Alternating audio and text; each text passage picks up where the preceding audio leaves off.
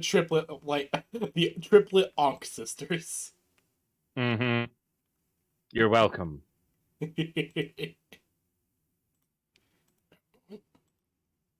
All right. So we're going to be starting off with a bit of the retcons that we have decided for the story, for the sake of the story and everything. Uh, I don't remember them all, but Slayer will most likely be able to help fill in any gaps that I have. I'll just message you in Discord a quick summary of points. Yeah.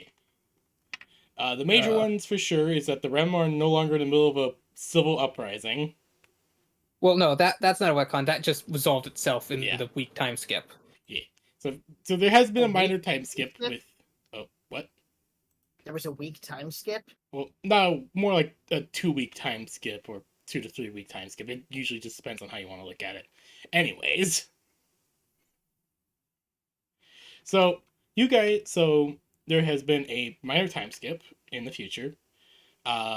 Mostly the players recovering and or just doing random stuff between the beginning of the backtracking and when you guys exited or ended last session. For today, one moment. Some of the other retcons is mostly in regards to just Rem have always been and will just keep being a minor faction in this thing.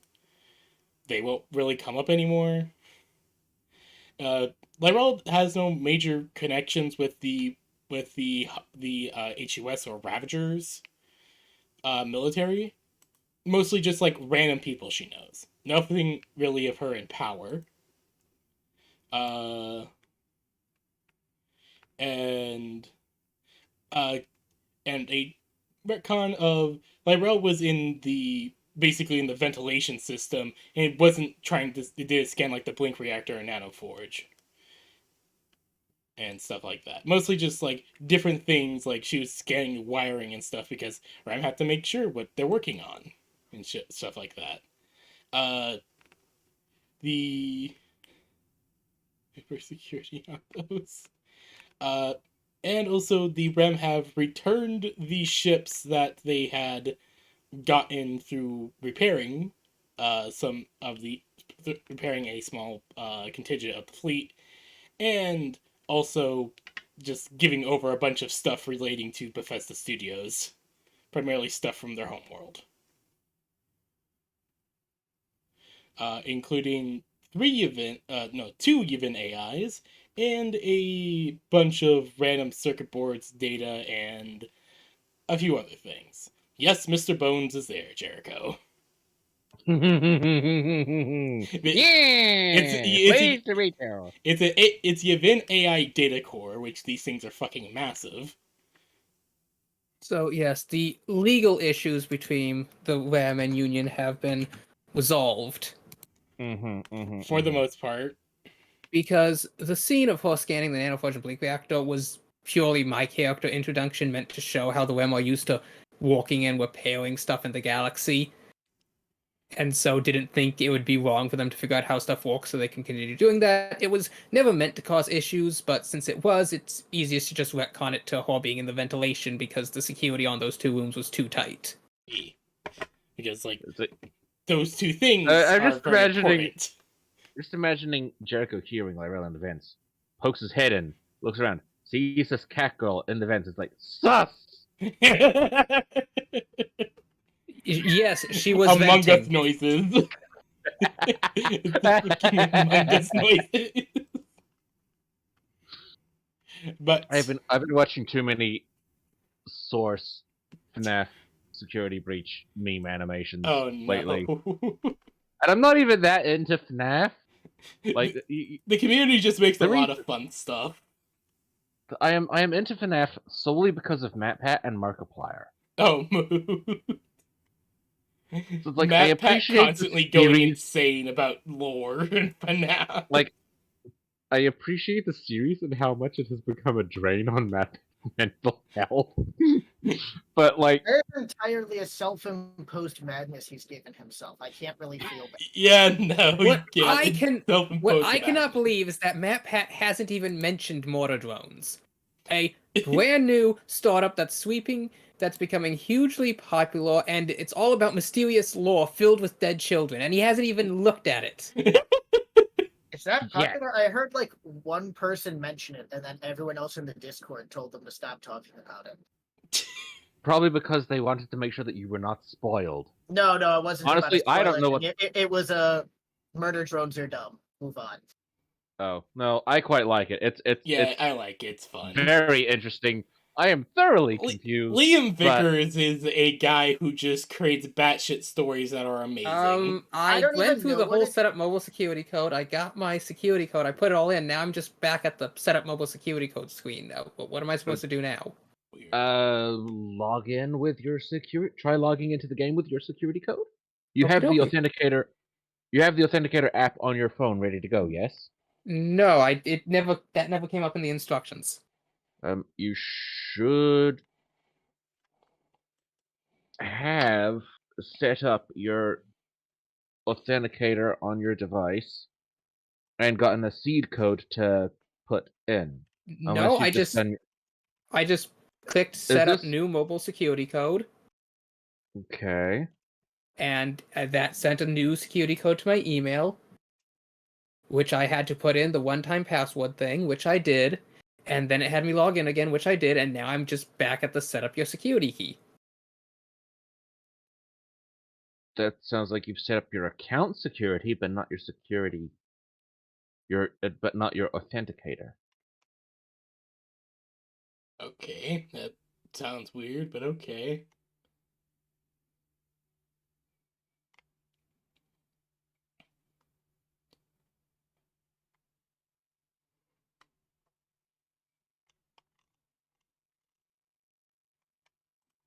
Behold, a weapon that can surpass Metal Gear.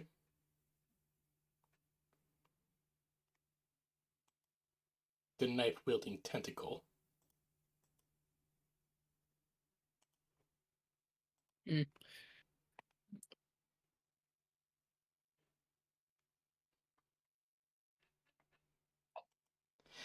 Why do I just love the animation of the knife-wielding tentacle so much? I still believe in the saga of Sergeant Stabby. The saga of Sergeant Stabby. This Rumbus just been so effective. He eventually becomes looking an admiral. Looking at everything Matt Pat seems to like, I imagine that mortar drones would be right up his alley. I think the problem is if he knows, like, FNAF has already, like, that was a thing that started in, like, 2015, right? Give or take? Maybe even. I mean, it takes a while to make animation. It has been 8 fucking years where he has been basically going into a FNAF self-imposed psychosis. Yeah, it really is, though. So, beyond the fact that Matt Pat now has a reputation for the FNAF conspiracy theory channel as opposed to game theory, which was about, doing the math and running the numbers and actual theorizing about things. If he added murder drones to that, I think that his skull would just kind of like collapse in on itself like those oil tanks that have been vacuumized and they just collapse. I mean, murder drones would probably be on film theory. Yeah, that'd probably be on film theory more than game theory. Well, yes, but it's still Matt Pat, and he only has so much brain. Yes. True. See, what I like is despite all the sheer amounts of hate some of his theory gets, they usually turn out to be correct for FNAF. I still believe that Scott Coffin just decides to follow his series, then change a minor thing just to fuck with Matt Pat. Yes, there's also that Scott Kaufman has stated that he'll change minor details just to screw over Matt Pat. Yes. It's like, oh, damn, you're 100% correct. Let me just change this thing so you're only 90% correct. Which is funny. Like, it shows that the guys making the thing is engaged with the community. Yes, it is hilarious no matter what. Also, I like the fact that in game, the character that you play in Security Breach gets fucking gaslit. I find that weirdly funny. Was that even a good game? Because I heard Markiplier did not enjoy it. It's To be Like- fair, Markiplier milked it for an absurd amount of content. yeah. That is very true. Yeah, the That being reason said, he started didn't liking it mostly was just because of there being a glitch in his game where he couldn't get access to a secret, even though he literally played through the game 3 times. Like Ruin has a bug, 2 bugs really, and they don't affect the main story, Yes. but they do affect your ability to collect secrets. Yeah, such as finding Bonnie's body. Yes. And that is, that is something that is absolutely devastating for like secret hunters. When you're going to hunt secrets and you're not allowed to get the secret. Yeah. That's yeah, no, I can understand being upset about that. But like I will put it this way, Security Breach is the only FNAF in the series that I'm actually considering buying and legit playing. Because it's also something that's entirely different from, every other game. Yeah. That and also it's got that 80s aesthetic. I entirely vibe with this. Yeah, no, that's a mood. That is 100% a mood. Ironically, with the meme I put in earlier. Oh, the one of you like her because you want to fuck her. I like her because I want to fix her. We're not the same. But you like her because you think you can bang her. I like her because I think I can fix her. We are not the same. She really needs a lot of help. They all do. They really do. It's like unironically, because of Roxanne's deeper lore, is why she is actually my favorite. So when she's like, "I bet I'm your favorite," I'm like, actually, yes. Yeah, no. Like I've actually went to the deeper lore as well. I'm like, well, shit. And now I just want to hold her. I just want to hold her and tell her everything's okay. Exactly. It's like, yeah, no. There's so many Rule 34 of her. This is not why I like her. Yeah. See, me and PB had mentioned before what my character Slayer Zess Hellwake would do in FNAF, because her whole thing is she makes golems, she makes animatronics, she cares about children. So it'd be very interesting what she would do in FNAF. But I think that would be the one animatronic where she didn't just slice it open and free the remnant. I don't think Roxanne is possessed, though. No, I think hers is just literally the AI being forced to display the most negative traits of its personality. I think... Give it a week. It'll have new Remnant 2.0 Electric Boogaloo, now with more emotion. Maybe. We seem to be moving on from the possessed stuff and moving on into more augmented reality AI stuff. Yeah. Because and the thing is, I think the last animatronic we've seen that has been possessed was the spring trap at the end of Security Breach. The Blob and possibly Burn Trap. Yeah. Like Matt The Blob is still around. The Blob is very weird. Is the best I can say. But yeah, no. From what I can see, because so I know how programming works. From what I can see, the Glamrock animatronics are AI, sentient AI. Yeah, full on. Because like programming, it means you're keying in things for them to react to specific triggers in specific ways, which means you can kind of hand wave some of their behavior early on in the game, but later in the game you can't explain that via actual programming. Their responses don't line up, which means you then have to look at their responses earlier in the game, and you can't hand wave it away anymore. You have to go, okay, this all points to that. Yeah. They are very clearly, yeah. like, the thing is, the Glamrock animatronics are clearly being altered in some way, which also And makes they're it clearly even worse. And they're clearly being, enslaved / Okay, traumatized. I need to go help my dad. I'll be back in like 10 minutes, then we can start. All right. So, yeah. It's like, no, don't torture the robots. Give them hugs. Please, just give them hug.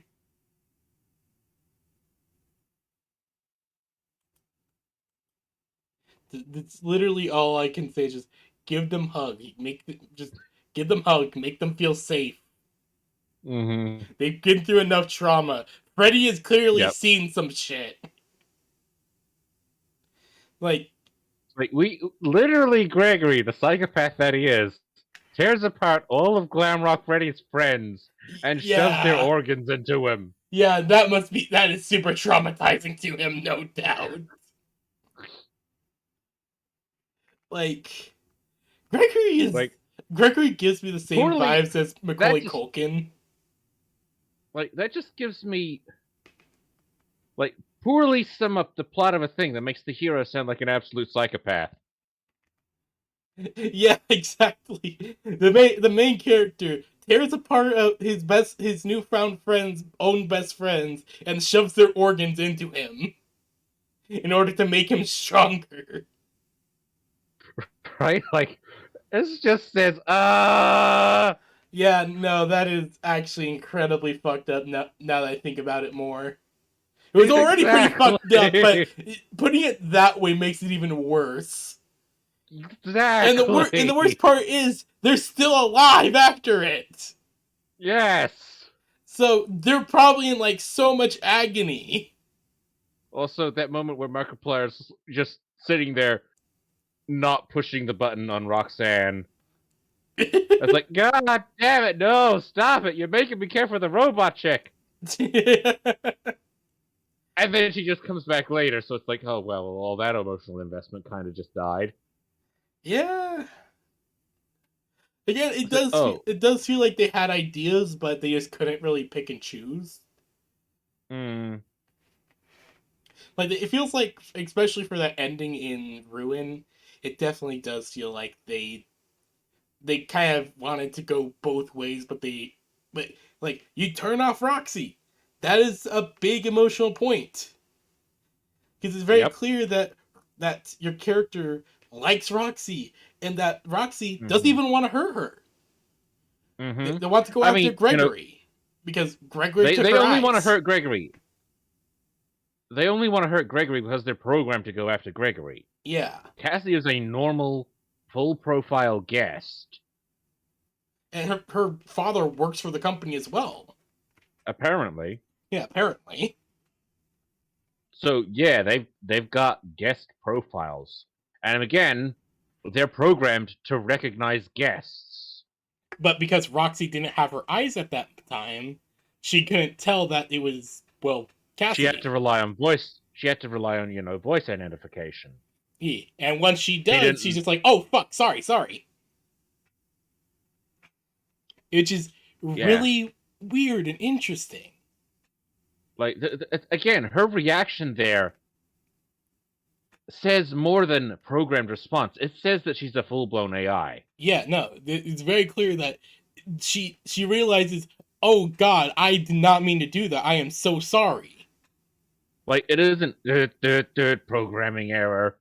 No, it's oh shit. Yeah, it's an actual response you would expect of a sapient being. Human, yes. Like an actual thinking, living thing's response to a situation. No.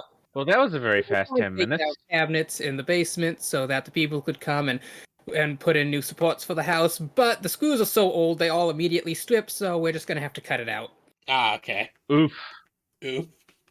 Yeah, we were talking about how in Ruin, it's basically showing that, yeah, no, these AIs are fucking sapient. Mm-hmm. Sentient, at least. Sentient, at least, if not sapient. Which, again, two very different things, but yeah. But, like, primarily just Roxy's response to Cassidy. When she gets a voice identification, she's like, oh, fuck. You're not the one that I'm angry at. Which, it's just like, it's a very human-like response. Not like not like an entity, like something mimicking a human response, like an actual human response. Yeah, it's an actual human, actual live reaction response, not something like not a programmed response. Yeah. Yeah. And I'd like to believe that the evil programming isn't affecting the animatronics as bad anymore. Well, no, because Vanny isn't around anymore. Yeah. So obviously, I think the reason Roxy is trying to go after Gregory is because she believes that Gregory still has her eyes. Probably. I mean, he technically still does. Technically, and they're in Freddy's head. Which I've recently like heard a bunch of fan theories and shit that apparently the Princess Quest ending is the canon ending, from what people can tell. But from what Ruin suggests, it seems like it. But it also has aspects from other endings because you go down through Burntrap's area. Yeah, and it Burntrap looks like isn't there. Yeah, Burntrap isn't there, and it looks like they've been down there. So it's just like, some things ain't adding up. So, like, which ending is the canon ending, or are multiple endings done in sequence? Like, it is entirely possible that, like, when the Pizzaplex was shut down, that they decided to go investigate what's under it because, well, it's still a big thing. Like, there's a place underneath the Pizzaplex, so why not go investigate it? They find the mimic and realize, oh shit, we need to seal this shit off. Yes. And it could be some of this investigation that leads to the Pizzaplex getting shut down. Yeah. However, it looks like the Pizzaplex has been shut down for years. Yeah, exactly. Which brings into question, shut down like 6 times. No, we're talking specifically about the Pizza Megaplex and Security Breach. Yeah, specifically the Pizzaplex, not just not any of like the diners or restaurants. For this one specifically, it does really look like they tried to do something but gave up, and the building's now abandoned. Yeah, no, like the building has been abandoned for years, which means Gregory should be older, which means Cassie should be older, but they're not. Yeah, sorry, we're going into FNAF lore. Yes. Fuck, sorry. Out of the rabbit hole. Remember, mandatory hour of shit posting. Yes, exactly. Okay. So minor retcons already laid out. The part about a 2-week time skip takes place. Jericho is out of the tube and has gotten cybernetics reimplanted in him. He finally feels whole once more. He also has both legs below the knee now cybernetic. Why? Because they chopped off the wrong one the first time. I mean, weren't both legs already cybernetic to begin with? No, only one from the grenade. Ah, okay. So, yeah, he now has 2 robot leg. No. See, they chopped off the wrong one the first time, aka Grave purposely filed the paperwork wrong the first time. Maybe. Or maybe the doctors forgot to sign the leg that they're chopping off. Who knows? No, the right leg. I did chop off the right leg. No, my right, you idiot! This is why in real life, when they do surgeries, usually they will have a big Sharpie and they will circle and put X's and note this one. Yeah, that's what I meant. They actually forgot to sign the leg. They forgot the Sharpie. Alright, so Jericho gets his cybernetics loaded out. He feels complete once more. Yes. He once again feels complete and does not feel the urge to shove off this mortal coil once more. So some minor stuff happens, mostly Eden explaining that for right now she's going to be dealing with helping adjust the newly found NHPs with their current holders. And we'll basically tell the part basically tell them that, for right now, things appear to be okay. But I am being told that some of the other worlds that we have visited are requesting a bit of help. Knowing that you guys do have some own ships of your own, you all should be perfectly okay to go investigate, correct?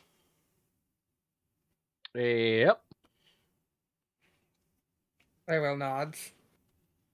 Haran's reaction? Sure, I think we can get that done then. Alright. She will nod as two caskets are being wheeled back onto Heaven's Gate. Oh, and they've already returned them that soon. Ah, well, whatever. We'll figure out a place for you guys. Pat, pat.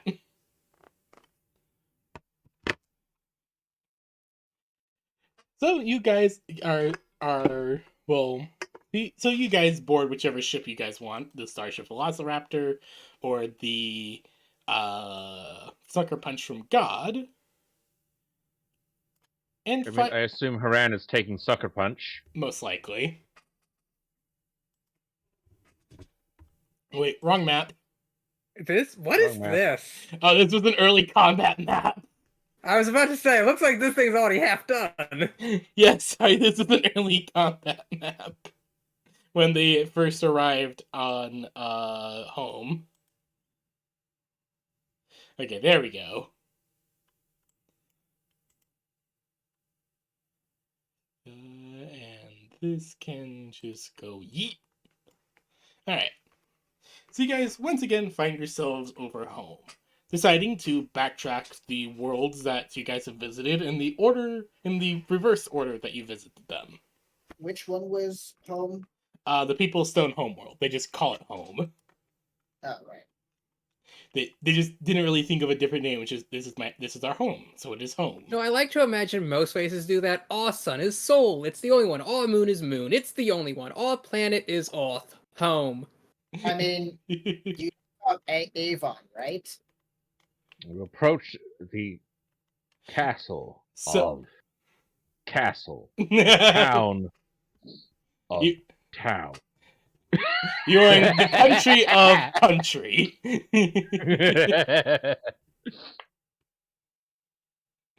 Alright, so when you guys enter the system, so after a good few days of near FTL for all parties, you guys come out into the home system. And quite a bit has changed since you guys' last time here. Wait, this is this is the People's Stone. Yeah, the People's Stone home system. As now over the home world of the People of Stone, you see that the planet has actually turned quite a bit green and blue. Yeah, it looks like the terraforming is coming along nicely. And over the planet is a colossal station. A colossal station made out of stone, crystal, and metal. If you have played Solaris, it looks like the Citadel, the Lithoid Citadel space station. Go, Gadget Google! Hold on. Oh. Neat. And when you guys enter system, you all get a, basically all ships get a message.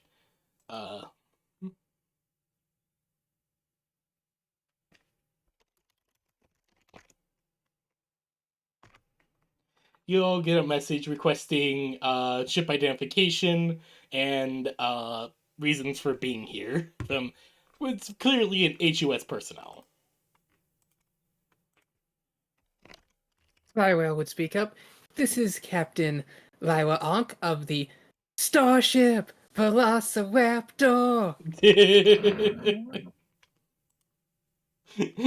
Starship Velociraptor, 100 laser blasters. So with the commercial playing in the background, Lywell explains that they are here to check up on the people. of stone and see how they're doing. Oh, you guys have returned. Oh, the High Elder and the First have actually been wanting to see you guys. We've been unsure how to contact you at the moment. But if you could be able to dock your ships at Citadel Station, you should be clear to return to the planet's surface.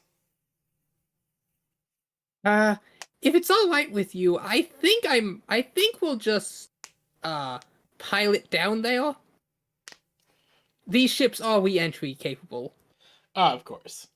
But if you ever want to visit Citadel Station, you can just make sure you contact us and we'll give you a place where you can dock. Okie dokie. And the speed cuts out. Now, where would you guys like to head down to first? Core hold, probably. Alright. Lywell would position the Velociraptor over core hold, and once she does, it drops its cloaking, and there are like about 4 REM troop transport ships that have been sort of slotted into compartments that detach. She couldn't take her whole fleet with her, but she has some. She has some of the fleet. She has a lot of cat. And then, as the REM are known to do, once she's in the atmosphere proper, she opens the hatch and steps out. Feet first into hell. Time to go for a walk. Okay, now just imagining Lyrell in Ozzy Osbourne glasses and a red trench coat. Saying she's going for a walk. That's it. I'm going for a walk. No! That's it. I'm going for a walk. I'm sorry. There has to at least. I don't know why. I just been binge watching Abridged again. I mean, it is really good. Would Jericho have been on the Velociraptor? Yes. He has probably raided the fridge full of meat. Yes. The fridge full of meat, which he finds just very delicious. Jadul would ask Jericho if he wished to follow the captain or take the drop shuttle. Currently with a giant chicken leg in his mouth. What do you mean? What do you mean, where'd you go? A giant Tyrannosaurus Rex wing in his mouth. No, that's too big to fit in the fridge. No, most likely a raptor wing.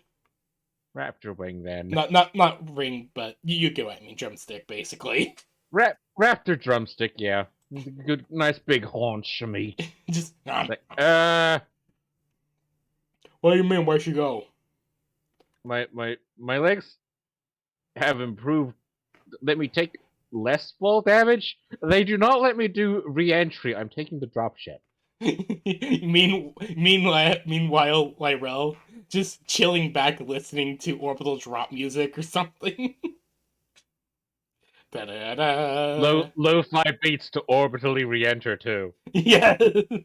Well, it's not quite. Orbital re-entry implies you came from outside the atmosphere, in through the atmosphere. She exited the ship once it was properly in the atmosphere. It's near orbital. Everyone drop. understands the joke. Yeah. The difference is an orbital re-entry would accelerate her way past terminal velocity. And she can survive up terminal. to terminal velocity. Yeah, up to terminal velocity, which is still very funny because they are like squirrels in that regard. Which, fun fact, squirrels can survive terminal velocity. Cats can survive a fall from terminal velocity. Yeah, so can fucking squirrels apparently, which is weird. It's one of those very weird things where it's just like, how can you survive terminal velocity? Yes. It's meant to be terminal. It's mass times velocity. If you're simply light enough, you do not hit the ground enough to be damaged. This is also why insects can just kind of fall theoretically from orbit, also because terminal velocity is different depending on how heavy a thing is. So, like, a fly cannot fall particularly hard. This is also why, like, you remember those old TVs that were more like a safe? Like oh yes, I know stuff? way Yeah. too well. The old CRT. You could drop that 6 inches and it would crush your foot, and it would also shatter into 1,700 pieces. No, those things This is would also- not shatter. Yeah, well, the casing might crack, but that is also why, yeah, if an elephant were to drop 10 or 20 feet, it would end up a hell of a lot worse on its knees than a human. Yeah. Yep. So yeah. So Elephants Jericho... also are one of the only 4 mammals that can't jump. Huh. That makes sense. Haran, the Vecna would take the sucker punch from God to the terraforming station, which looks like it's going pretty well, the terraforming effort. The landscape has changed from the dreary kind of grayish ash color to now having more greens in it, having more green, red, and even violent plants. The world is now healing. Yeah. Nature is healing. Nature is eating me. The sound of healing. The scooters have scooters have returned to the scooters have returned to the rivers. Cows are returned to the oceans.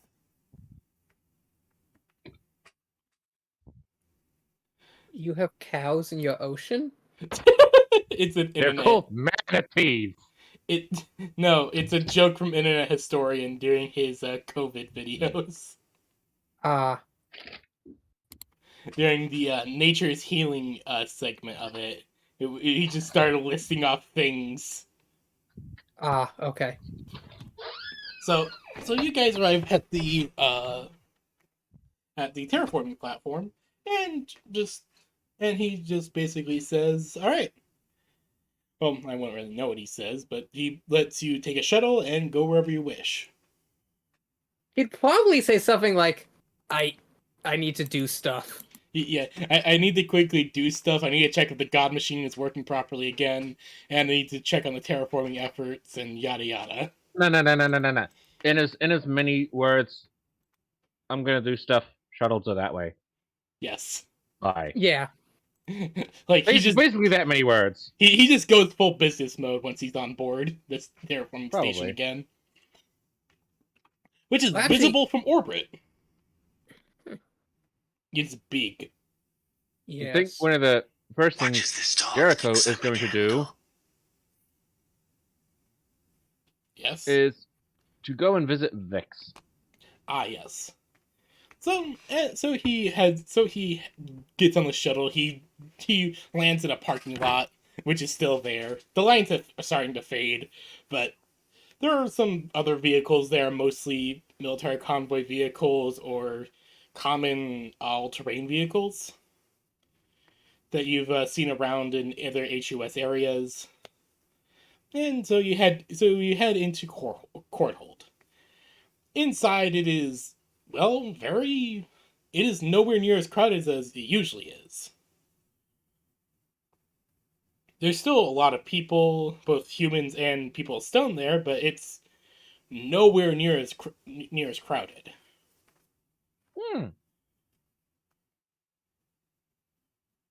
Heading through it, you eventually head to the main building in the center, and well, you see, the first thing that you see is the tree has gotten big. Well, someone's been giving that the proper fertilizer. You see that the world tree is now fucking big and is reaching up to the ceiling. So to better describe the room, the tree was on a plinth of dirt. Like dirt and some like minor greenery, with there being a table surrounding that. The tree was in the center of it, and there was lots of surrounding it. The tree now takes up the entire plinth. Whoa! They've definitely been giving it the right fertilizer.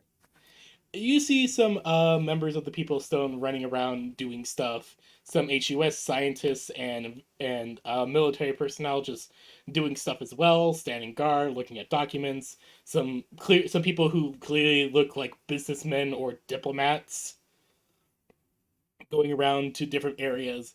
And standing at the table, currently looking over a Galvanon stone, is Vix. Sup, babe? We're back! She takes a moment, looks up, and waves. Hello, Jericho. It is good to see you. It's good to see you too. It looks like things have been going very well while we've been gone. Oh, yes. Very much so, actually. She will say as she will put down the Galvanon stone and tap the table, waving you over. We'll come over and have a look. So as you walk over, you see as the table looks like it shifts like liquid, changing its shape into a remarkably detailed map of around 100, give or take a few hundred miles around Korhold. With there being different settlements marked with kind of icons of cities and stuff. And she goes on to explain, we've been working on recolonizing some of our destroyed cities. And it looks like you've been making excellent progress that way too. Indeed. We are currently working on reconstruction efforts of Sector 15, the Lake of Healing settlement, and also Stonehome. The different woods have also been well, acting interesting, but that's to be expected with life returning. The Keeper of the Undead Woods is very confused by this.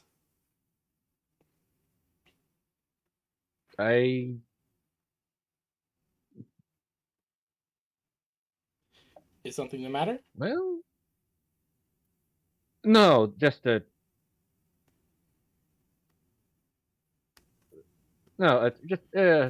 random thought.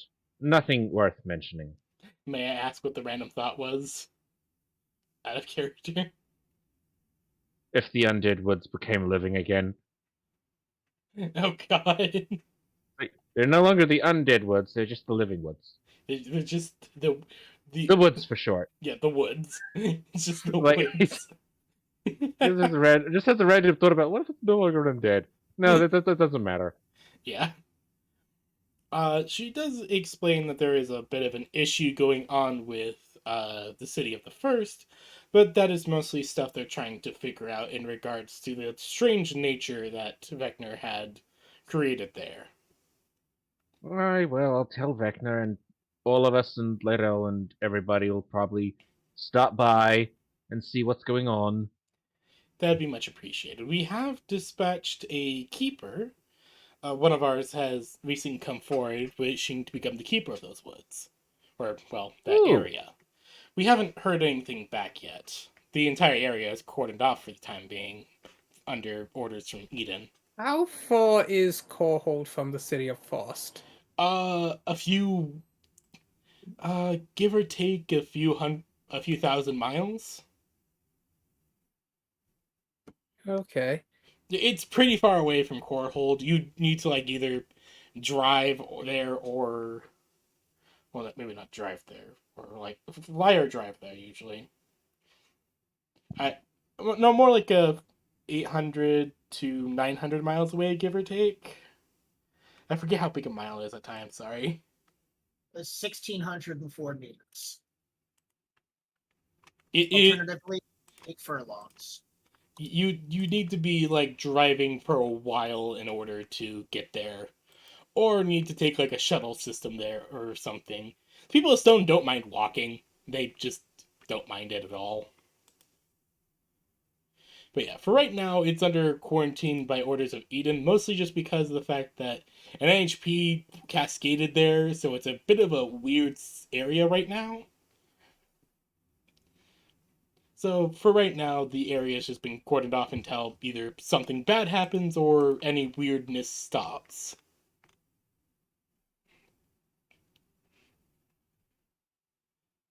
So, is there anything else you'd like to know, Jericho? As you're talking with Vix. Nothing I can think of. Mostly just probably just small talk. Well, no matter what, I am currently free, actually. Not much really to do right now besides signing off on recolonization, building permit, stuff like that. I have gotten back in contact with some of the other colonies. With the fleet broken here, a lot of the resolve across the entire campaign apparently is broken for the Ravagers. So the other worlds are slowly being able to retake their systems. Mostly thanks to the HUS helping there. Yeah, we had a hand in that. Oh? Let's just say we're not friends with the Ravagers. And I recently had several opportunities to hinder them. That is very clear. It's very clear that you guys are not friends of the Ravagers. But it is very good that, well, the colonies are getting a break from all the violence. Aye! Though the children of Hoxus very much do like the fighting. But that's mostly due to the home world.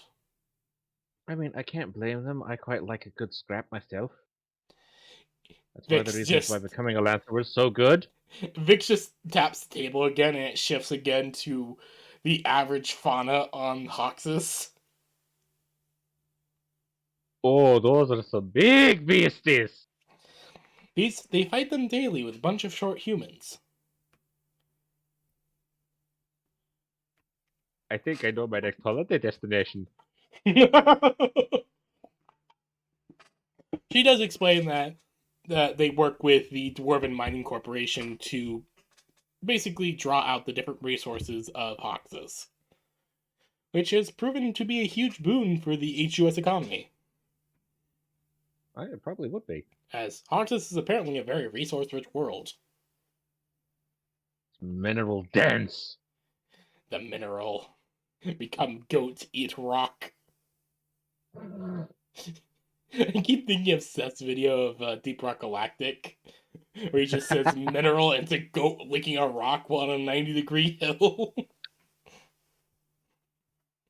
Goats are weird. Yes.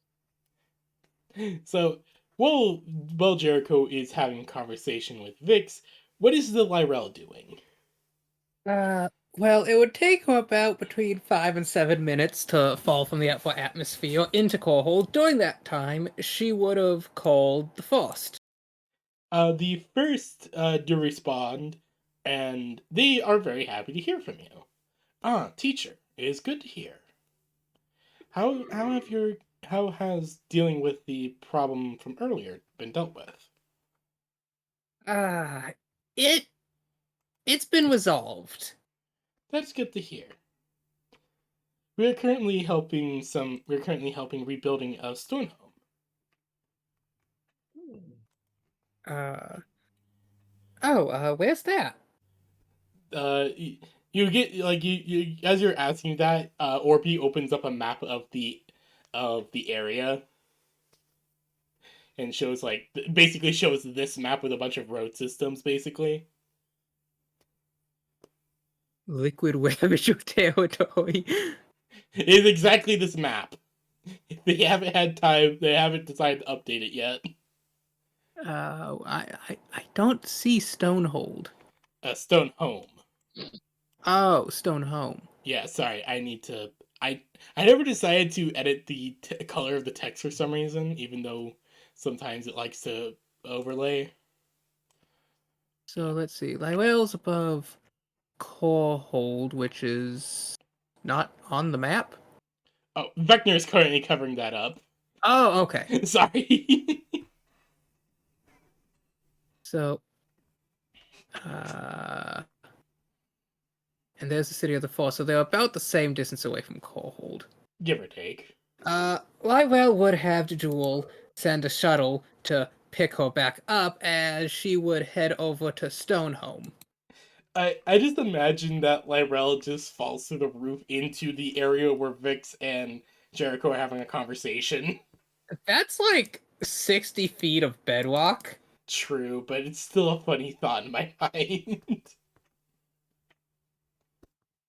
I know, we will not do that, but I still find it funny. So you call in a shuttle, you wait outside, and as you are waiting outside, you see a group of... Actually, wait, never mind. That's the wrong thing. So you wait outside, and eventually, the shuttle that you asked for comes and picks you up. Jadul very much tells you to buckle up, as we are going to be schmoving fast. Fast moving. As you sit down and buckle up, the shuttle begins to schmove. Activating drift protocols. Exactly. Activating Tokyo Drift protocols. Well, see, what I imagine is Lyrell's falling. She's about 3 minutes or halfway down. She has Jewel come pick her up. Jewel just zooms in a shovel, intercepts her mid-fall, and turns around and starts moving towards Stonehome. Yes.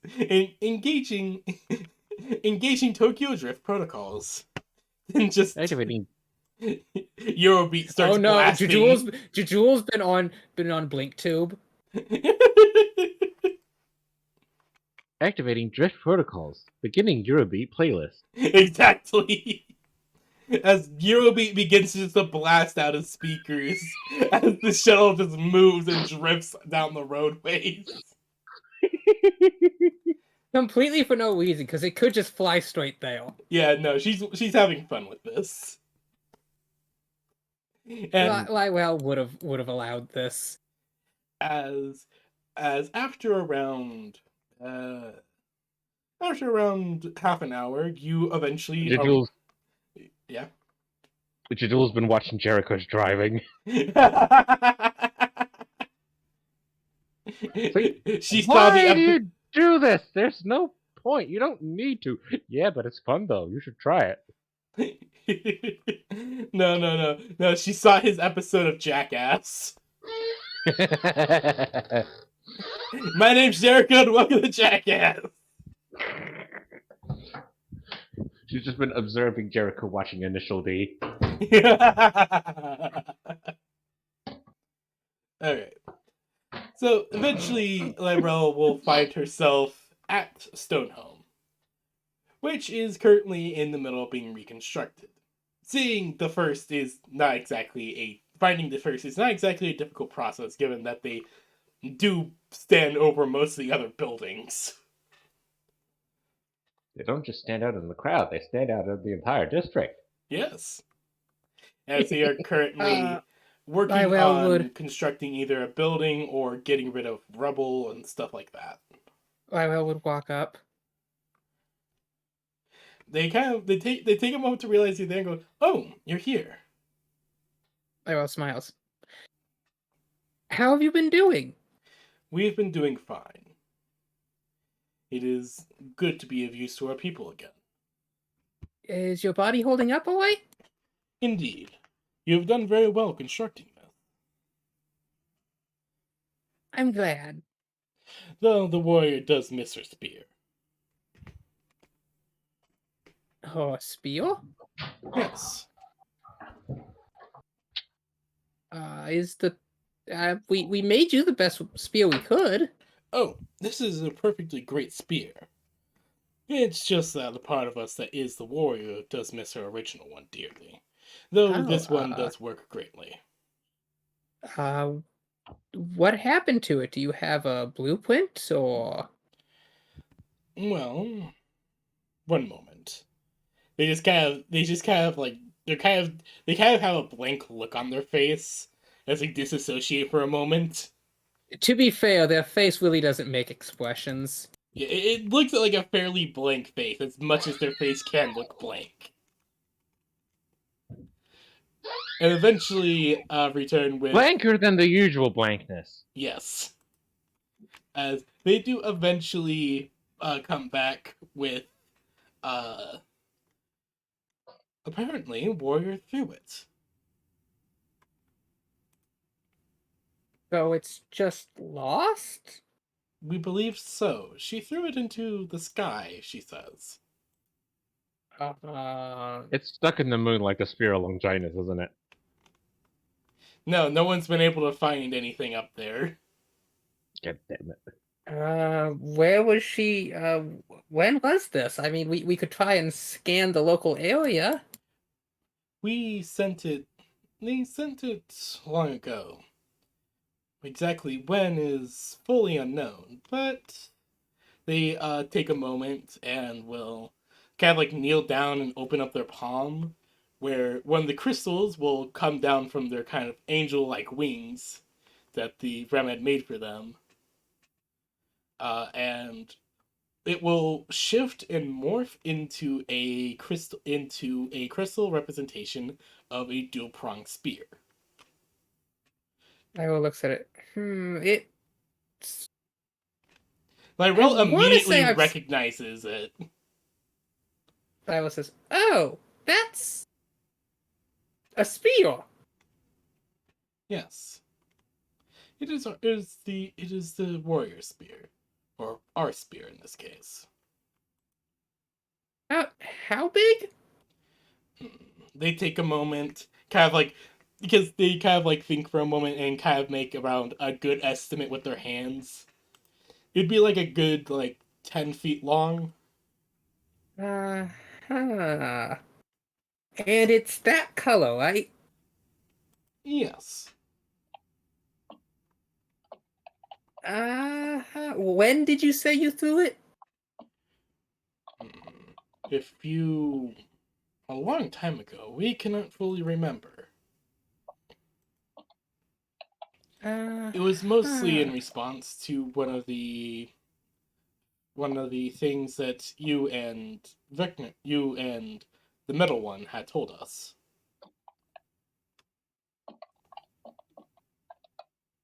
Told you when? When you met us in the past. He told us about the threat. Remember? Of the Ravagers. Uh-huh. Wait, I never told you about the Ravagers. I guess the metal one did then. He may have let it slip. I was like, she blinks and is like, he explicitly said not to change the timeline. They tilt their head very confused. Oh, if anyone from Union or Hustle or really anyone asks about that, we met you underground, not in the past. Deep underground. We'll try to remember that. Yeah, Union has laws against time traveling. Understood. Quite Oh, by the way, weird. you should really never time travel, because apparently if you time travel, Ra's gonna show up and he's gonna eat your moon. Or your planet. As understood as possible. They just sound very confused but nod. Before asking, who's Ra? Orbi, transfer the Union introductory to Ra document to the, first email. A hologram pops up. It's Captain America and a chair. He sits down. So, you want to know about Ra? Yes, exactly. I just that became such a meme in itself that I just got to keep on with the meme. Yeah. Like, they made that a running in joke, and I've got to run with that because that's just now every tutorial / introductory video ever now. So you want to know about Ra. And they just kind of just watch the video. It's a very long video and they're just watching it while they're working. Eventually they come back to you and will say, that is quite interesting. Uh-huh. I mean, like, don't think you're any lesser of a god. You're an amazing god. It's just apparently this is like the bigger god. Indeed. Well, we did not wish to be seen as gods. It kind of just happened. They just shrug. They didn't want to be called gods, but they just became gods to their people. They didn't want to. They're like BK, except, well, they just kind of Damn it, I was accepted just it. about to say they're like the Emperor of Mankind. Yeah, they're like the Emperor of Mankind, but they've just accepted it. Just like, they see us as gods, so be it. We won't really do too much It's to tough make to them... be a god, but Exactly. if you get the people's nods. Count your blessings. Fucking love that song. I love Road to El Dorado. Like, that movie is so good. Yes, That is a certified classic movie. same as Emperor's New Groove. Yes. Like, movies that didn't have to go as hard as they did, yet they did. Yes, exactly, and they are very good for that. Yes. Meanwhile, Lywell's been looking at the hologram of the spear and it's like, do you remember where you threw it? Could you show me? As she holds up her tail and sort of jabs it into one of the crystal toes of the Faust. You're taken to a mindscape where you do see the different first, like, separated, but they speak as one. Like, they're, like... it's like the Delightful Children, except nowhere near as creepy. Like, they speak as one with one voice. So it is still kind of creepy, but it's nowhere near as creepy as the Delightful Children could be. One of us. One of us. One of us.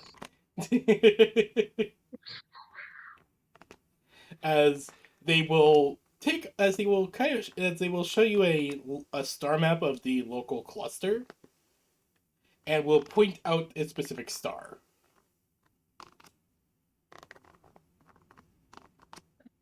So you threw it towards that way? Yes.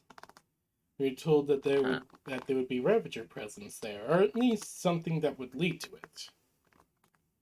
So you threw the spear before the Ravagers? We suppose. We did not really expect to hit anything. Has the spear been found?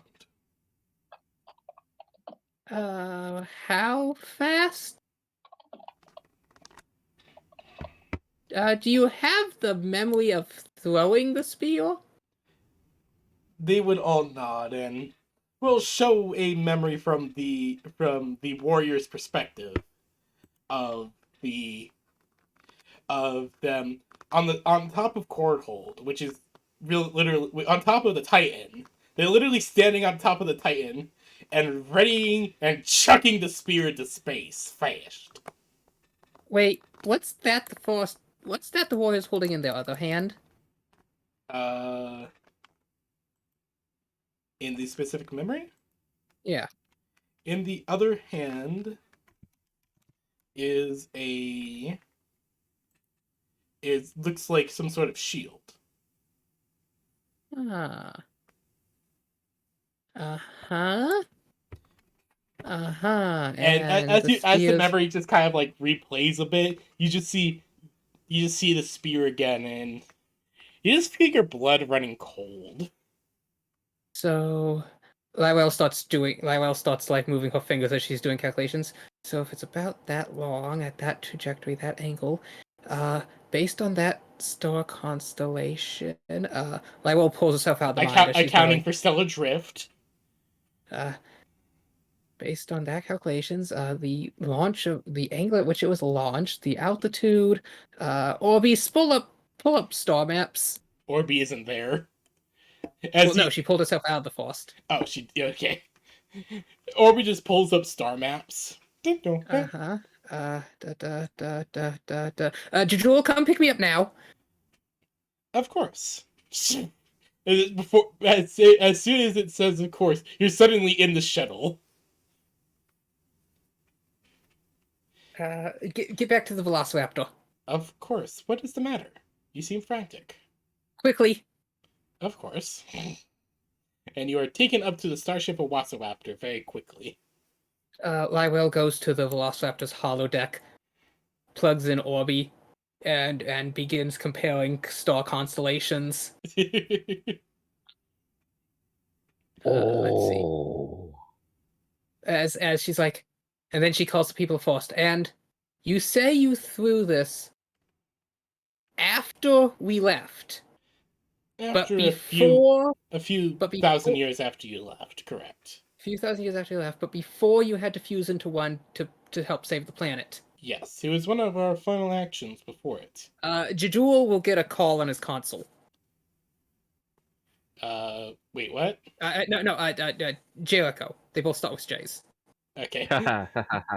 So Jericho, as you're in the Jericho middle pulls it of up. talking with Vix, you get a call. Yes, Cat, what is it? You're talking with Vix, right? I need to know, does Vix know when the Frost had to fuse? I will put you on speaker and you can ask her yourself. She looks at the device, looks back up, brings up one of her tails, and plugs it into the power jack. What appears to be the problem? Do you have a precise date of when the Frost had to fuse? Going based off our own calendar or yours? Oz. Calculating for that. Like Vix just picks up like one of the Galvanon stones and starts typing on it. Just like you're not really sure what she's doing, but she's like muttering softly in your mind before coming out with, give or take, accounting for differences in calendar times and also random factors such as leap years and whatever that is. Just mumbling a bit more. I would have to say close to or I can't exactly give a direct time for when they fuse, as it was a very chaotic period of People's Stone history. But we can at least say, give or take, 120,000 years. Okay, thank you. Lywell hangs up the call. She runs through the Velociraptor down to the engine room where the Galvanon stones are warped into Jadul's AI and plugs her tail into one of those. Oh god. Meanwhile, Jericho's just glances at Vix and like, I wonder what's that about. Yes, he seemed very panicked. I mean, if she wanted, she could have simply grabbed a history Galvanon stone. Jericho just shrugs. Jadul, referencing known planetational orbit records and this memory, I need to figure out when this scene takes place and the angle of the spear in relevance to galactic standard. She takes a moment, clicking through all the information you are sending her psychically through this action, and will eventually spit out a set of data. Thank you. Lywell takes the data, goes back to the holodeck. Inside the holodeck, she walks over, turns a key, which cuts Jadul off from the holodeck. Jadul's like there for a moment, carrying a tray of tea in a hard light hologram. The tea is now dropped. Then she goes over to Orby and says, "Okay, Orby, I need you to go to sleep for a couple minutes," as she reaches in and slowly flicks him off. Then takes the data, sits down, plugs the data into the holodeck, and just starts typing. And this is going to take her a bit, so I'm going to go to the bathroom while she's doing that. Alright. I just thought of something. It's like, Orby, I need to turn you off for a couple of seconds. It's like, but Mommy, why? Oh no. So we could be able to get to what Haran would be doing. I am honestly not that sure what Haran would even be up to right now on the planet, because I feel like she didn't do a great deal with the people of Stone. Well, there's a good option to be able to see some stuff with the People of Stone. She's always got the option to engage diplomacy. Engage diplomacy. Well, why did that sound like fucking Liberty Prime? I don't know. Engaging diplomacy functions. Oh no. Engaging diplomacy. Chain gun starts spooling up. Freedom is life. Red commies detected on American soil. God damn it. Liberty Prime is just so weird, but so fucking cool. Alright, we're sorry, Haran. No, you're fine. I'm still trying to think. I mean, there is the remnant. I mean, there is there is places that you guys haven't seen yet along the different roadways in the Ravager territory. There's the destroyed mecha, the destroyed giant mecha that attacked Vecna's ship. There's that to try to explore. Vecna took exception to that. Yes, indeed. It is now currently just a wreck on the planet. In basically giant fields of glass that have been cut up. I suppose I can go and investigate that mech if I've got not much else to do and see what might be in there. Alright. So, Haran, would you like to try to recruit some people to help you explore? Like from the locals? Yeah, from members of the People of Stone, from HUS, from some union people that are there running recovery efforts on different things. I can bring some of the People of Stone with, given that, they might know the area better than I do. Alright. So, can you give me what would work best for this? Which one of your skills would work best for getting a few people to come with you? Let me see. I mean, if you've got word on the street. Yeah, word on the street would actually work pretty good. I've got word on the street, or also charm, get a hold of something, or leave.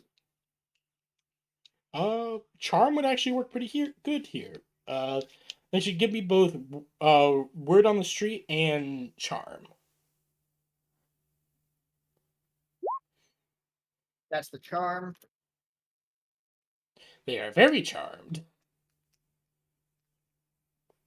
And that's the word on the street. So you like to ask around for explorers, people who are willing to go into pretty dangerous environments, and you're able to come up with 3 members of the People of Stone.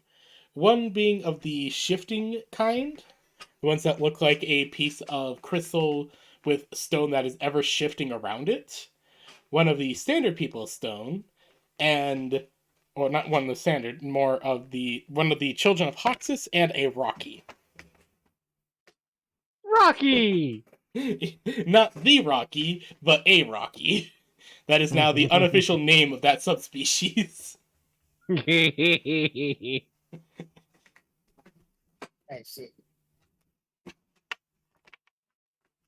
I think with that all set, is there much else then that we have to do to get started, or just head on out? Fine. You can be able to head on out. You're able to requisition basically a transport vehicle out there, as trying to get flyers out there and kind of like drop ships or flyers out there is a bit of a difficult process, as there's currently a fleet of automated drones basically carving up the landscape that bear the HUS and not the HUS but the Hellfire Industry sigil. As remember, Vecna decided to dedicate some drones to recovery efforts of People of Stone that are forming within the crust. And he did feel really bad about probably killing a bunch without realizing it. That's fair. Because they come from the earth. Oh yeah, they're running And we recovery. momentarily forgot that. They're running some recovery efforts, trying to look for any last ones that they've missed. But according to what you can be able to get your hands on from Vector, they're nearly done getting what they need, getting all the ones that they can find. If there are any other ones that they can't find, they can only hope that they can make it to the surface somehow. So eventually, after a day or two of driving through a glassed wasteland that is slowly being recovered via aggressive terraforming, is the best way you can describe it. You eventually come across the wreckage site of a colossal mecha, which is the Metal Gear Excelsis over here. Yeah, we fought that thing. Well, more Vector fought that thing. More Vector literally exploded it with all of his cannons. Yes, it's a stretch to say we fought that thing. More just Vector fought that thing. Yeah, more Vector just decided, you know what? Fuck this. That was actually meant to be a more proper, massive boss fight with you guys trying to figure out its weakness. Yeah. But I gave it a decent chance at trying to fight Vector.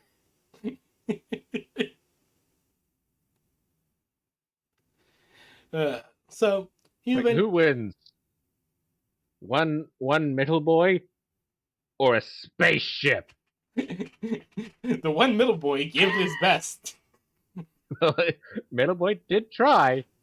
Indeed. It did not succeed. Metal boy uses scissor cut. It's not very effective.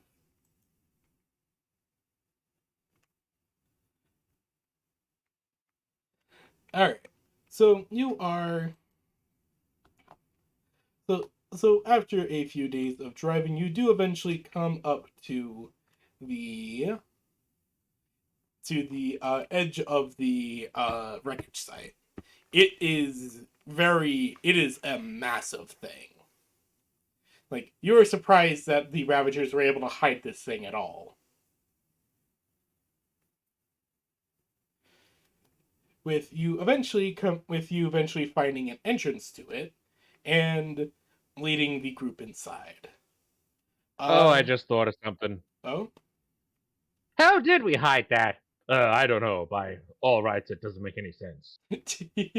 How did we hide that, Breacher? You tell me, because by all rights, we shouldn't have been able to hide this thing. Thank you, Emperor's New Groove.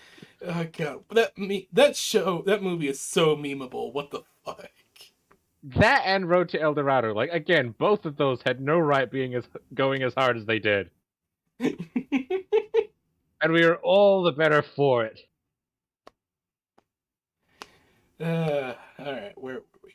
Yeah, so give me a. Do you have anything that would be good for exploration? Let me see. I can read a situation. That's about it. All right, give me a read of situation. Okay.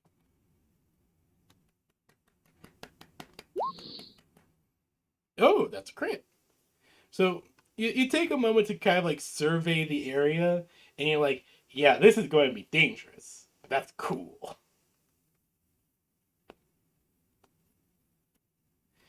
And eventually, as you're looking it over, you're like, oh, there's an entrance.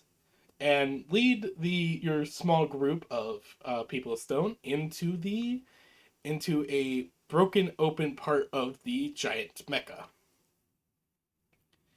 With you lead them into it, give me a standard D20 roll. All right.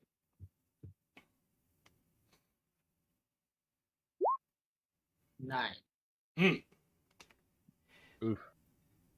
As you are exploring and you have your flashlights out and everything, you do not notice as you're running through, working your way through it, You don't notice until you accidentally trip over a pipe that this thing is upside down.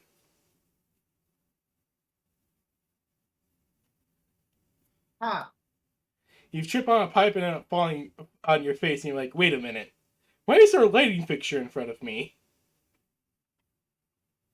Okay, so this thing got flipped somehow. Oh yeah, spectacularly. It fell on the ground on its back. You just didn't really notice until you saw the lighting fixture. The thing's a giant crab. You can't really tell which side's the up. Yeah, that also. Crab.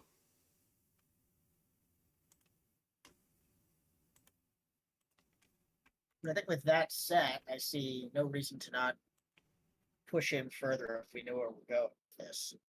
Alright. So you push in further. It doesn't you push in further and find either dead members of the Ravagers, destroyed archetype units, and but as you are exploring, you do find a working terminal. The screen is very hard to read, but you're able to at least make out something as you look it over. Do you try to read what it says? Yes. Give me another d20.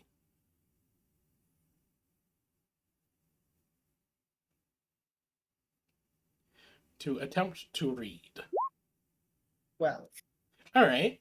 It takes you a good moment to figure out what exactly it's saying, but eventually you see that it is a status report on the special reactor in the mecha, and saying that it is stable but damaged. But we have an intact reactor in. Can you repeat that? So we have an intact reactor in here, which we could use. Yes. The systems do say that it is intact, but it is damaged. So it's not outputting the required amount of power to keep this whole thing running, but it is still running. Okay, well, maybe we could go That's and inspect bad. that. How is that bad? Okay, so you have a reactor able to power this colossal thing. This thing must be some sort of massive fusion reactor. It's damaged. It is no, you can't guarantee it's contained, but it's still walking, meaning it's still pumping out absurd amounts of radiation. Subnautica. That's the first thought I have. It's just the Aurora. Yeah, basically. Now the people are still not immune to radiation, so they are fine. All the Huss and Union people, oh, they're in danger. Do you look to see what kind of reactor it is? Yeah, I may as well inspect it because this seems like it might be what the cool kids call a large deal. All right. So you kind of look at the readings, going, maybe I should check that out. And you head through the ship until you eventually find what can be best described as a map. The dimensions that this thing is working under make no sense whatsoever. What do you mean? The map that you find basically states measurements that don't match the outside. Oh. Like the reactor chamber itself is a massive part in the middle of the thing, but from the outside, it doesn't look like it's poking out where it should be. This is what the cool kids call suspicious. Indeed. Oh no, the cool kids might say that. The cooler kids say that this is kind of sus. So eventually you are heading out through this, and you follow the map to the reactor core. The door is barred by what looks to be an archetype unit that was trying to pull it open, but ended up dying in the middle of trying to do so. Like a person was in there? Yeah. It's what you can guess, as it's just like trying to open it, but it's clear that either it got damaged in the process of trying to open the door or simply got shut off. It's hard to tell which.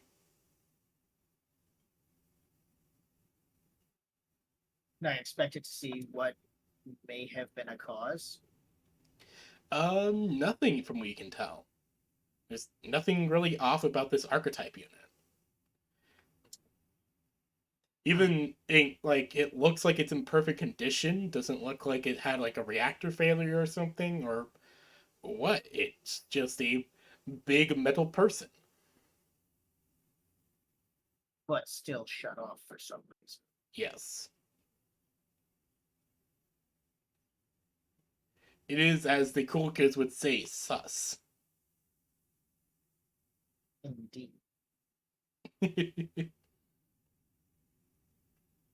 So, would you like to attempt to enter? Sure.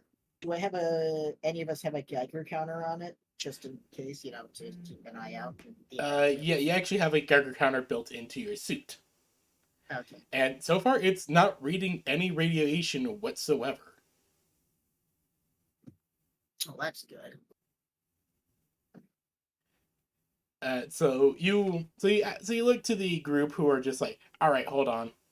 As the member of the Children of Hoxus grabs the changing one, and they'll kind of work together to pry open the door and pull the archetype away from it. And opening the door, you see a massive chamber that just goes up and down an impossible length. Hundreds upon thousands of tubes and cords connecting into this massive cylinder in the middle. The best comparison that I could be able to help for visualization is the Mask of Life movie, the opening bit with the Matoran in the big chamber. I don't think I ever saw it, but continue. Grave, if you could be able to track that down for me, I'd appreciate it. Or the specific scene I'm thinking of. And it looks like a lot of the consoles and such are working in here. Putting out a good sign. Putting out different readings about energy output, integrity of reactor casing, bunch of random stuff.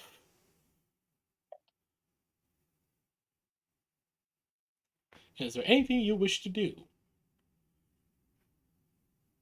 I'd like to go and check on some of the ratings and see what I can find there. There's probably some sort of information about what's been going on. All right. So you're looking through all this, and eventually you stumble across a bunch of readings.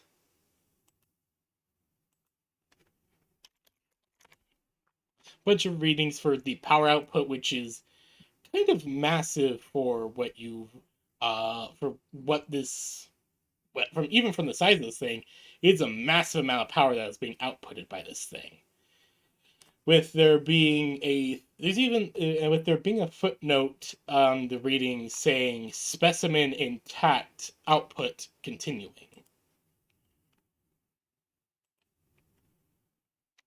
Specimen. I'm gonna read into that more. All right, so you're like, wait a minute, what the? Oh, hold on, I just saw something in my chat. Trying to think of the name for my mech, and I have been informed that longer is better. The best idea thus far is 7 years ago, our forefathers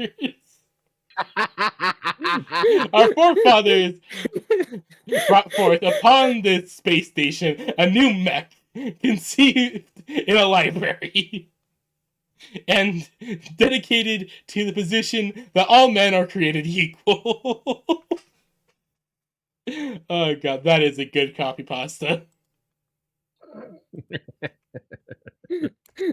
I am posting this in the server right now. 7 years ago, our fathers brought forth upon this space station a new neck.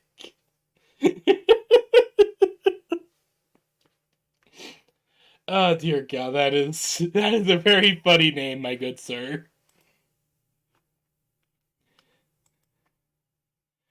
Okay, where was I? Oh shit. Apologies, my nose just decided to spurt out a fuck ton of blood. Ooh.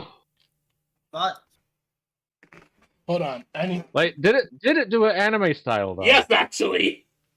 Yeesh! Oh, that's not good. Yeah, hold on, I need to go plug this up. I'll be 1 moment. Apologies. Yep. No, Jesus take Christ, care. why did my nose start to bleed anime style? I didn't see a giant parasite!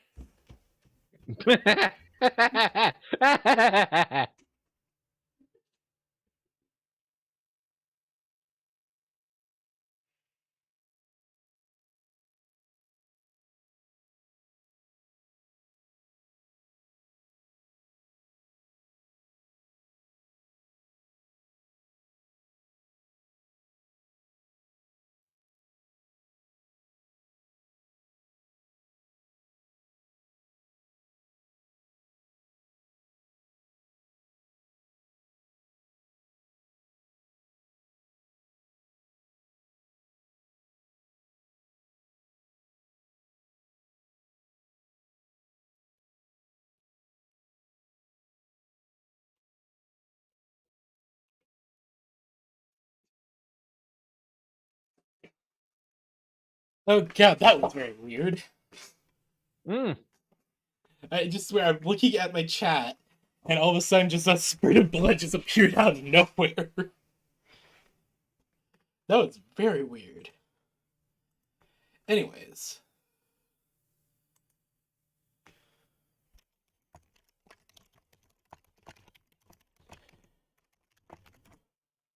Alright. So, you look into... So, you there, Haran? yes. Alright. So, you look into the records of the ship. Not the ship, but the mech. And looking for this specimen that is mentioned, you eventually find a log about the reactor. Specifically stating that a captured specimen from home has proven to be a more adequate power source than any nuclear reactor that we could have been able to build. Huh. So they have been loaded up after successful test runs and are now supplying power to the rest of the mech. Once trials have been finished, that the construction is sound and it can be deployed reliably, it shall be deployed on our front. Hopefully this will help end the war. I mean, the war ended. Well, this is something back from when the war was still ongoing. Yeah. It sounds like they went and managed to get their hands on something from the locals and tried to use it for the war. For the war effort, I suppose. Yeah. I can speak well. Do you relay this to the to your helpers? Yeah. And ask, if they know anything about a large guy that went missing. They think to themselves and shake their heads. No. None of them really know about any big member of their species that went missing. They did remember that the Ravagers did raid one of their depots, that did raid one of their construction areas that they used for their original colonization efforts early on, but nothing really came from that, besides some shards going missing.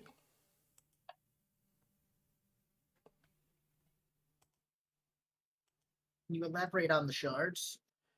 The member of the Children of Hoxus does his best to explain that the shards are shards of the first, of our gods. Basically, they will, every now and then, the first will basically gift their people a shard of themselves for them to trigger their existence to occur naturally on other worlds. And one of the depots that they had raided... Nice! Oh, hey, Rice! Hello! How you doing? Hey, he's here finally. It's been so long since I last heard your voice, I was getting concerned. Apologies. I woke up late because my wife wanted to snuggle. Why? Wow! Oh, you got married? Congratulations! Well, not actually. Sorry, I'm used to calling her my wife because It's a cute thing. Yeah, we've decided to get married as soon as we can, so we figured we'd just call. Congratulations! I just call her my wife because I like her. Oh, that is adorable. I mean, Congratulations, Technically, man. we are still girlfriend and boyfriend, but I mean, You you're consider her your fiancés wife. now, eh, but yeah. yeah, close enough. Yes. I mean, yeah. Apologies. Rice, you missed me getting an anime-esque nosebleed. Oh, Yes. Yeah, fun. I was describing a scene, and all of a sudden, just blood gushed from my nose. Damn. It was certainly an interesting moment. That's usually not healthy. Yeah, no, I'm gonna get that looked into. Don't worry. Yeah. But the bleeding appears to have stopped now. Well, that's good. If it was only short term, then it's most likely just a blood vessel ruptured in your nasal passage. Probably. Which, while not being good, It's better Isn't- than any alternative. it's better than like the alternatives that usually cause spontaneous nosebleeds, which is a weakening of the nasal passage and similar things. Yeah. Hey, Pee-wee, you don't engage in sugar cutting, do you? No, I do not. I have never done any drugs. Okay, got it. Well, Just had to except check. for that one time I That's- smoked weed, which was a while back. Oh, Yeah, he Yeah, said no, sugar for- cutting, and I'm like, how does one cut actual sugar? No, Well, they're doing the dollar Dr. bills Rockstar, the and rock and lines roll of sugar. clown. Yeah, Not it that took me kind a of second, sugar, and I though. realized you meant a different flavor of sugar. Yes. Yes, they meant the booger sugar. Although I think sometimes some people who are less experienced with it do sometimes cut it with actual sugar to help it not kill them as quickly. Which is basically the same as snorting glass. Yeah, it's not good for you, Yeah, which wow. I mean, causes more damage to your nasal passage. As Also- someone who Yes, has because it's as someone who has sugar. snorted flour, that shit hurts. Yes, it does. If it's a consolation, a bunch of my classmates used to smoke, not smoke, but snort No. Smarties. See, okay, I'm friends with a professional artist. He made this, which is perfect. Oh god. Oh boy. Yeah. Wow. It's all right then. Well, that's something. Yeah, my friends in Literally high snorting school. sugar. When my friends in high school Mhm. used to literally snort Smarties. They would crush them up and snort them in the middle of wood shop. I don't even know Mm. why. It was always It's wood better shop. than if you fucking snort them. It was- And he made a shitty version of it. Sounds about right. Oh my god. Amusing. But Haran is currently in the big mecha that attacked Sucker Punch from God. Oh yes, the giant spider. They're currently exploring that. Fun. How you guys doing? How's that happening? We are currently doing some backtracking stuff. Currently, Lyrel is on the Starship Velociraptor, furiously doing some calculations because of something that the first said. They're Oh. off to find the pointy stick. The what? Yeah, now, The- now PB said that it took Haran a couple days to get out to the Mecca. Nobody has heard from Lywell in that time. Yeah, so Uh, they're bringing up Lyrel was asking about like how their body's holding up. They say that's holding up well, though a part of them, specifically the part that is the warrior, does miss their original spear, even though the spear they have been given is very good. Meanwhile, Jericho is teaching some of the people of Stone to be a rock and roll band. ah. Jericho would have learned that musical instruments were first introduced to them by Lywell in the past, and that's why their They'll concert be, like, halls made out of represent- rose quartz. Yeah, there's legitimately a in a museum, like their teaching area for teaching their percussion and instrument and their string instruments. There's representations that have Lyrel's own logo on, like Lyrel's own like symbol on them. Neat. Just like, these look very familiar. Jericho's just like, note to self, cuff Lyrel over the head later. Yeah, that sounds about right. Do what to Lyrel Later, later? a very Cuff Lyrel. Lyrel over the head. so later, a very surprised Lyrel suddenly gets clipped over the head by Jericho's organic hand, with him yelling, "What did I say about time travel? To be fair, Vecna already told us she did a good job by giving the people of forced laser artillery in the past. True, aka the Opolis. Which they used to make I mean- defensive emplacements, which is very which useful. really helped not only the homeworld, but all the other colonies. Yep. Which is the main reason Like, there's Jericho's colonies not in going this to say- timeline. Jericho's not going to say that they made a bad decision, but they still messed with time. To be fair, you Man. all did. To be fair, yeah, we all did. No, Jericho sat in the mecha drinking alcohol. He made no impact on the timeline. Oh, Very right. little. He made very little impact, but everyone else made at least some impact. Yep. Okay, so we took the sucker punch back to the So The- both the Starship Velociraptor and the Sucker Punch are on home. Starship Velociraptor is over Corehold. Your ship is at your terraforming platform. sucker punches over the terraforming tower. Yep. Jericho made very little impact, except for one tree. Yeah. It still grows at an odd angle. To this day. Yeah. Surprisingly, it's still growing. Little does Jericho know that is where the undead forest is. Oh, Christ. Oh, shit. Do not tell me Jericho made the Undead Forest. Yes, Yeah. he did. God damn it. And is trying not to mess with time. He is still messed with time. Everyone has messed with time and space. But Haran, if you want, we can take a little break from your thing and see what Vector's wanting to do. Sure.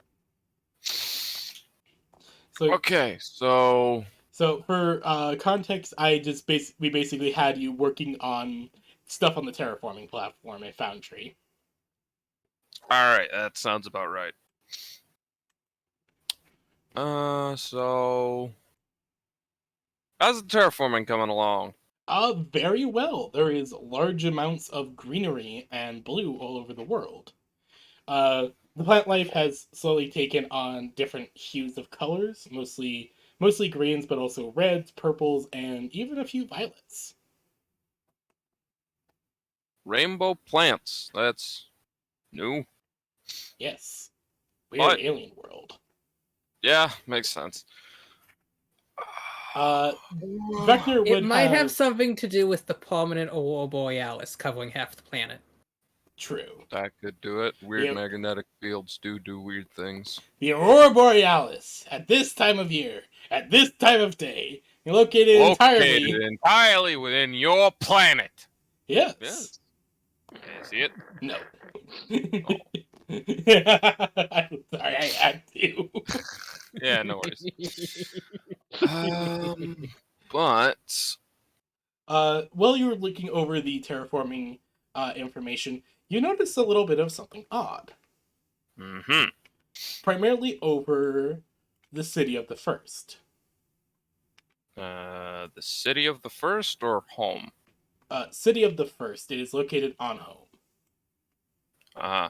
AKA the city Or- that Vecna cascaded in. Ah. Hmm. So Vecna That has one. noticed some oddities within that city. Mostly that the plant life that sprouted because of his efforts is still there. For That's one. new. It is still there. The city has been quarantined for right now until, well, studying as to what in the world is going on there. But also it is changed. Oh boy. Readings aren't really sure exactly what's going on. Hmm. It is no, but you do get a report that the people of Stone, in an effort to understand the forest, have recently had a member of their people volunteer to become a keeper, as they claim it is a calling to them. Oh, There has been no report back from them yet. Oh boy. Well, that's not good. Well, that's not good. Reality breaking forest and A forest created by a reality-breaking entity is still there, and currently the people who are sent in to understand it have not reported back. And the forest is acting weird. Yes. That's... this is not a good sign. Oh boy. Right, well, gonna have to check up on that. But first, BB, Yes. what is the device finished? Which specific device? The cornucopia device. I left it making something, and I don't remember what. Oh, yes, it is. I don't remember Ah! exactly what you were having it make either, unfortunately. Fuck. Curses and damnation. I'm sure it will come to us, but it is finished making what you Probably. asked. Cool.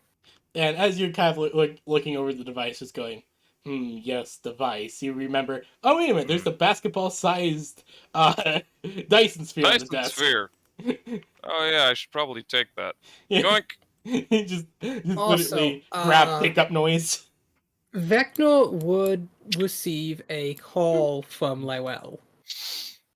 Da, da, da, da, da, da, da. Ding.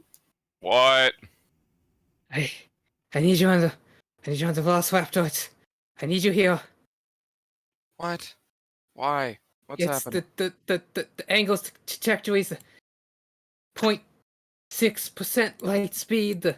Lyrel, have you not been sleeping again? It's important.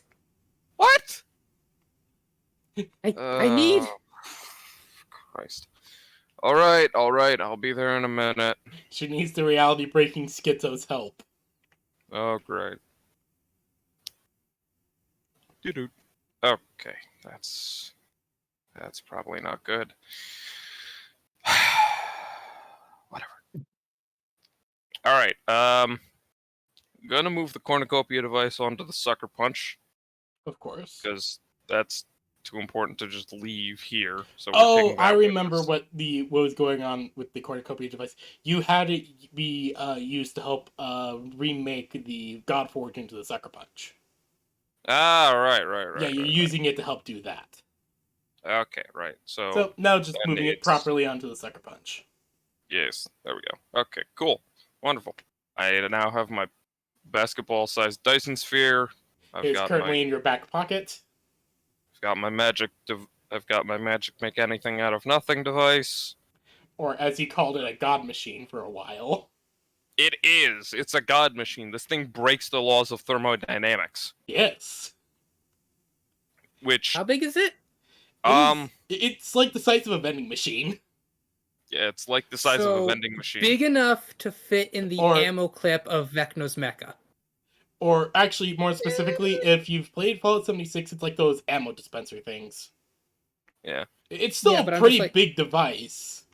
But It's still big, but like, I mean, the amount of laws that this baby breaks is insane. it breaks the law of energy conservation. It breaks the laws of thermodynamics. It's just that meme of. So you could slapped attach roof. it to a You railgun wouldn't and have the believe how many railgun laws shoot of physics this forever. breaks. Yeah, exactly. pretty much. It's that meme. slaps roof of device. You wouldn't believe how many laws of physics this baby can break.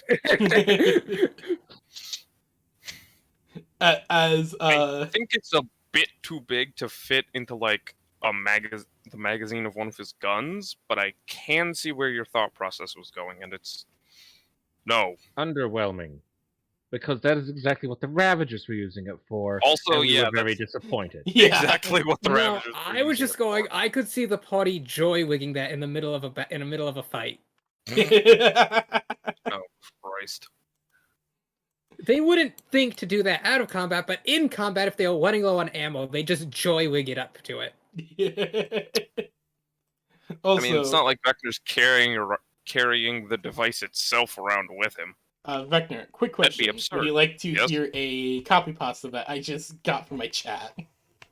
Oh, no. 7 years ago, our fathers brought forth upon the space station a new mech. Oh, no. Conceived in liberty and dedicated to the proposition that all men are created equal. Someone wanted to name their mech this. That entire thing Yes. That entire thing. They were told that the longer the mech name, the better. No. trying to think of a name for my mech, and I've been informed that longer is better. The best idea thus far is that thing. Jesus Christ. Ugh. I'm gonna tell you now. If you do that, your game master's gonna want to punch you in the teeth. Yeah. No, everyone's just gonna call it Liberty Prime. Or they're just going to shorten it to the 4 score. The 4 score. Shaughnessy is a pretty decent name. Yeah. If it's too big to fit on a business card, it's too big to fit on your mech. It's kind of like I think the logic is the opposite of the shorter a weapon's name is, the more deadly it is. Yeah. Like, you definitely don't want to be on the wrong end of Dark King Klumor's Sword of Annihilation, but you certainly don't want to be in the wrong end of a sword named the Throngler. What does it do? It throngles. It throngles. So, what's the And name not of your even sword? I know what that means. So what's the name of your sword? The Throngler. No. Wait, what? It's what? No, just It's literally just Wait, why is it called That's the last thing you'll ever say. What do you mean? Also, to update you, That Vector, deadliest sword in existence. on the home system of the first, a little update, you've noticed that there is a lot less asteroids now, and that there is now a colossal stone, crystal, and metal space station above the homeworld. Neat. They have been busy. They managed Good to for them. create interplanetary parking. Oh god damn it. They offered a place for the ships to dock. Sweet. Well, that's good of them. Well, I've got everything. And now God damn it, I've got to go find the cat. The Starship Velociraptor is over cord hold. Yeah. All right. And as soon as you leave the giant ominous walls of the massive fortifications around the spike. Yes, there's a shuttle that suddenly appears with a hologram of Jadul. Hello, Vector. Oh, hey Jay. Would you like to come aboard? Yeah, sure. It's faster than teleporting my way there. Probably. She would nod as you hop in, buckle up, and then she begin drift protocol. You what? Suddenly, Eurobeat begins to blare over the speakers. Jericho co-opted her. Jesus Christ. As the shuttle begins to be moving very fast. Vector is remarkably unaffected as he thankfully gains the trait of the only human being to ever have no blood, and thus unaffected by G-forces. You are the world's first bloodless human. He is, in fact, the world's first bloodless man, and thus is unaffected by G-forces and just mutters under his breath, I'm gonna kill all of them. Every time I hear you're the world's first bloodless human, I'm just thinking of that Daffy Duck doll being stretched. Yeah, Maxor's video. Maxor's videos on any playing game. And then, after I deal with the cat, I'm gonna have to go make sure that spider robot is not being fucked with. Wait, no. Little does he know is indeed being fucked with. To Jericho? No, it is still on planet. No, we never recovered it. No, we never recovered it because you went immediately to go deal with Eden. Yeah, I had what? to go deal with Eden. But I did mark it as Hellfire salvage, so... Yeah, your drones haven't gone around to that yet. Yeah, that's fine. They have like a long list of things they need to do. Gonna have to go check on that after the cat. And First, after a hour or so, the shuttle then suddenly stops. Mm. with the back door opening, we have arrived. Thank you. Bam. Bam, bam, bam, bam, bam. Alright, where the hell's the cat? Vecna finds Lywell in the holodeck. In the holodeck, there were thousands of screens simultaneously running variations of the same calculation. There's writing on the walls. Lywell is typing on like 3 different data pads at once, with dark circles under her eyes. Her hair's a mess. Lyrel, She looks what up. the fuck? Vecna. She gets up, stumbles, sort of crawls over to him, grabs his leg. Did you tell them about the Ravagers? What? The underground. Did the portal, the vortex. Did you tell them about the Ravagers? What Ravagers?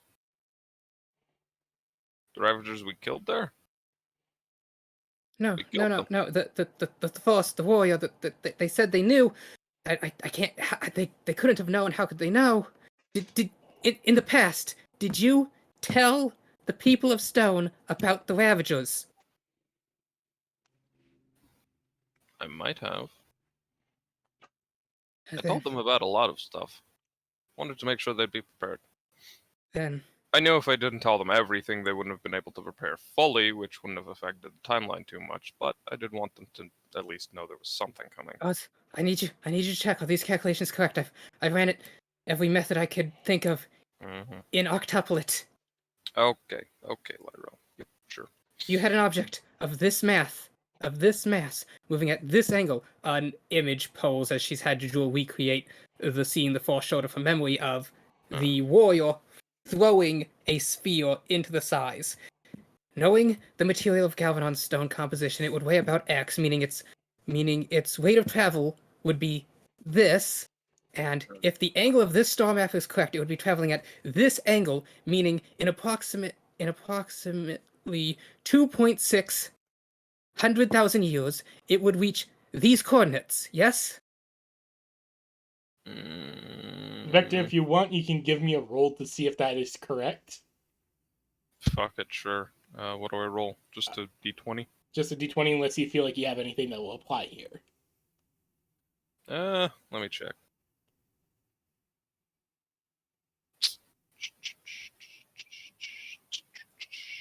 Also, Jericho, did you let the cat into the caffeine again? Jericho, who is currently on a date with Vic. Again. Oh, Christ, of course. Jericho is teaching the people of Stone how to make a rock band. Yeah. I got an 11. You can you mull it over in your head a little bit, chew the numbers, like, yeah, that sounds about right. Yeah. Sounds about right. Literally spits out the numbers. Lywell sits down, then she falls over. Then she's making a sound that's like a cross between a hiccup, a sob, and a laugh. Oh god. Fuck. I know that sound all too well, what the fuck? Lyrel. As Vecna would then realize inside this holodeck that Jadul's access has been cut off, and that Orby's sitting over on a shelf deactivated. Christ. Lyrel, what the fuck have you been doing? It's us. It's us. Huh? What? We did it. We do a lot of things. It's our fault. It's my fault. It's all right. I'm so confused. Lyrel, what are you having a mental breakdown over? She looks over at Jericho and is like, Vector. Vecna. Yeah, she looks over at Vecna. I told them in the past. I gave them a star map, a current day star map, so that they could know when they could call for aid, so that they'd know when other people were around to help them. But it was a current day star map. It's current day. It's a current day map. Stars they hadn't discovered yet. Yes. if they threw it at the Ravager planet 240,000 years ago, then at this velocity, it would have reached this point. She points to an empty spot on the map. But this spot is empty because 800 years ago, the agricultural worlds all blew up simultaneously.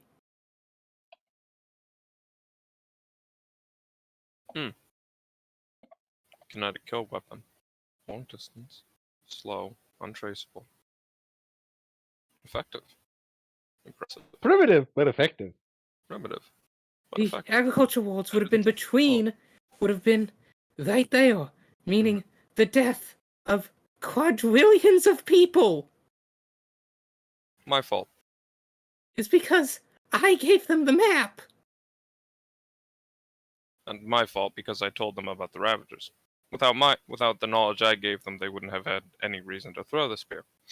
Your conscience is clear, Lyro. Pat, pat. I gave them the map. And? I'm the one who told them about everything. They wouldn't have known where to aim it if I hadn't given them the map. And? They wouldn't have even known to aim it if I hadn't told them.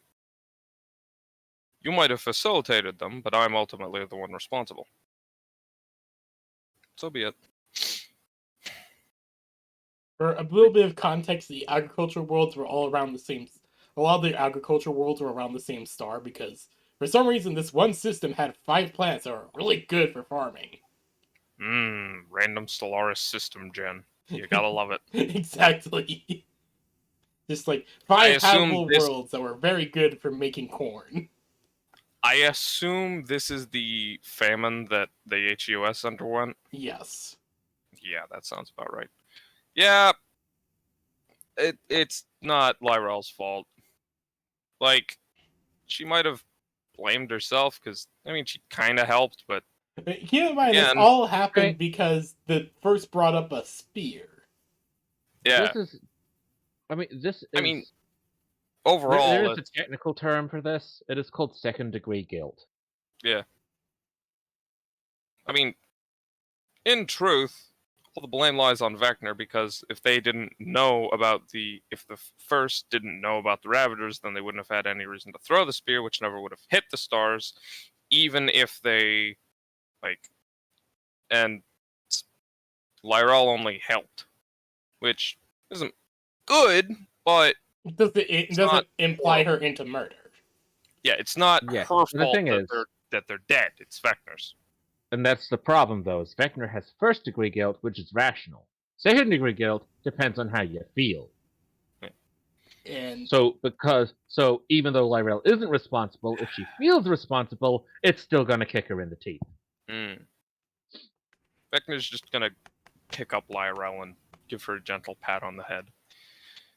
So basically, Vecna needs to do a little bit of fathering. Lyrel, dear.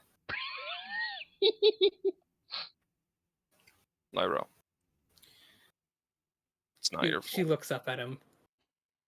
It's not your fault. All right.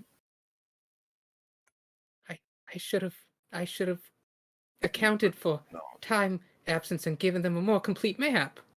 Lyrel, you couldn't have known what they would do. You couldn't have known what they would have known. You couldn't have known what I would have told them. It's not your fault. You did what you thought was best. You're not the one responsible. I am. But... It's all right. It's all right. I know how it feels to be... I know how it feels when everything feels like it's your fault. When everything feels like it's your problem to solve. But it's not. Alright? You did the best you could. You did what you thought was right, and you helped them. What happened wasn't your fault. Without the information I gave them, they never would have even known where to throw that spear. Lyrel continues to look around at the thousands of calculations being ran. Lyrel, look at me. She sort of tilts her head back up to Vecna. Vecna reaches up and pulls off the mask to expose his face, and It's still damaged, but hey, at least the muscle's still working. He can move it. Lyrel, it is not your fault. I know how it feels. Believe me, I do.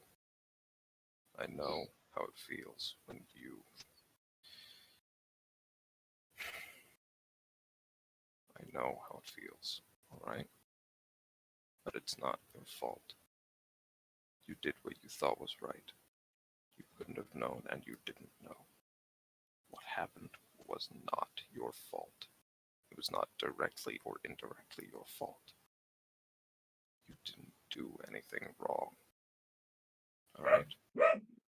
And the longer you keep thinking about this, the longer you keep blaming yourself, the worse it's going to make you feel. But that Let it go. Lywell takes a sort of deep, shaky breath. We need to report this. And say what? That we time traveled? But there were so many people who have been spending centuries trying to figure it out. Yeah. And there's gonna be a lot more who will still try to figure it out. Lyrel, sometimes in the galaxy, weird things happen. It's just how it works. Sometimes a star goes supernova before its time. Sometimes a planet shatters apart with seemingly no reason. Sometimes entire worlds die because their magnetosphere just stops. The galaxy is a wild and unexplainable place. But sometimes the answers are better left unfound. Sometimes knowing is worse. We'd be hiding murder. No, I'd be hiding murder. You'd be following orders. That worked great in legal disputes later.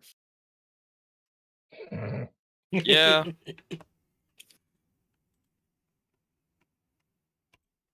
But I know. looks up at Vecna. What do I tell my people? She looks up the spiel. We thought when we found it in the wreckage, we thought it was. We didn't know where it was from. We're hiding a mortar weapon. No. You're hiding It's a a weapon. cultural artifact, not a murder weapon. Lyrel, you didn't know. You can't be blamed for something you didn't know about.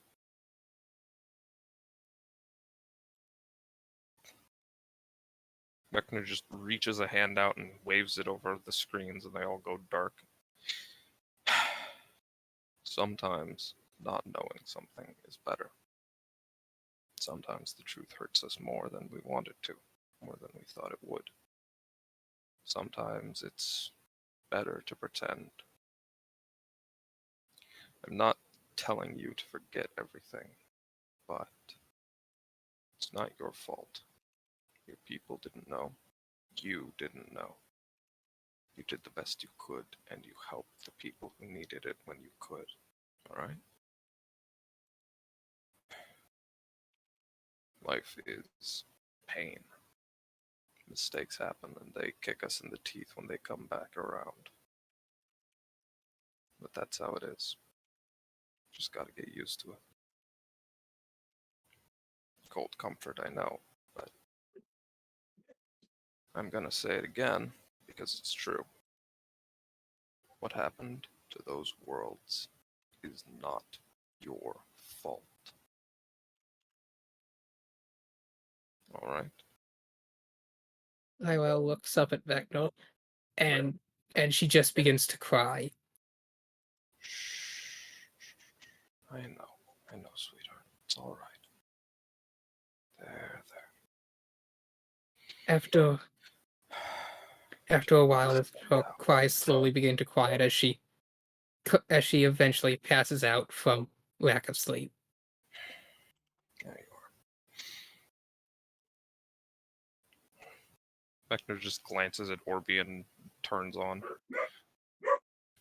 Before carrying Lyrel out the door and glancing around.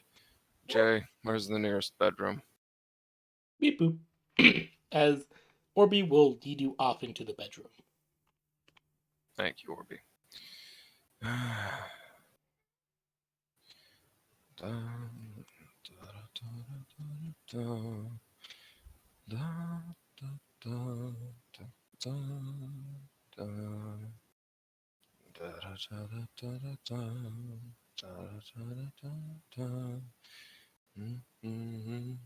After a bit, the Orby will lead you off into the bedroom and will basically point you to the bed. Thank you, Orby. Vector carefully tucks Lyrel in and just stands next to the bed for a bit.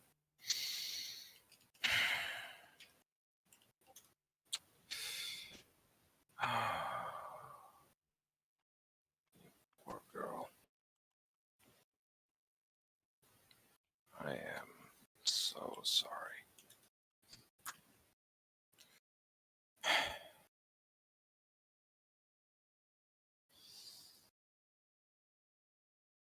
I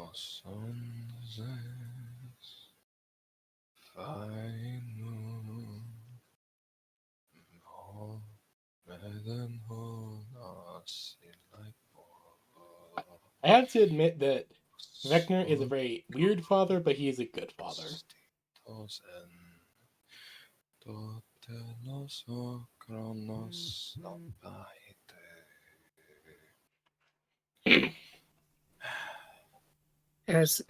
Little child.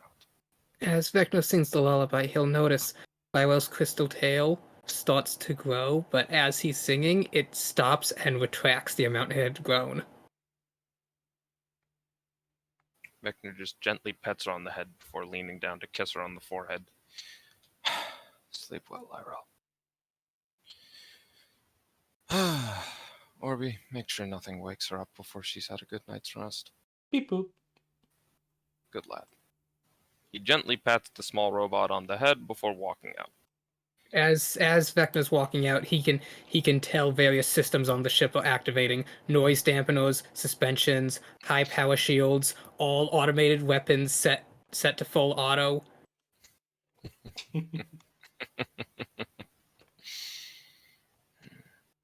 Visual is raising the alert level to maximum, and once he exits the ship, it disappears.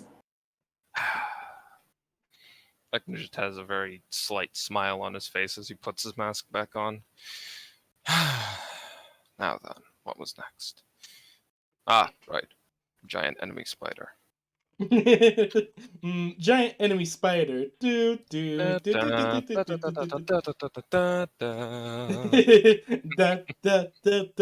Meanwhile, over on the giant enemy spider, Yeah. Haran and a bunch of miners are poking around in a newly discovered experimental damaged reactor. Oh boy! Yes. Fun. So, meanwhile at the Batcave. Meanwhile, at Batcave. No. You gotta do the hair flip like this. What? Wait, what the fuck? I told you, Jericho is teaching the people of Stone how to make a rock band. Oh my god. They don't have hair. No, but Give he's them on the wigs. finer points of glam rocks. He's giving them wigs. Yeah. Oh my god. I like to imagine that's the people of Stone equivalent to humans walking around wearing tinfoil hats. Yes. Exactly. Like anyone who is passing by is very confused.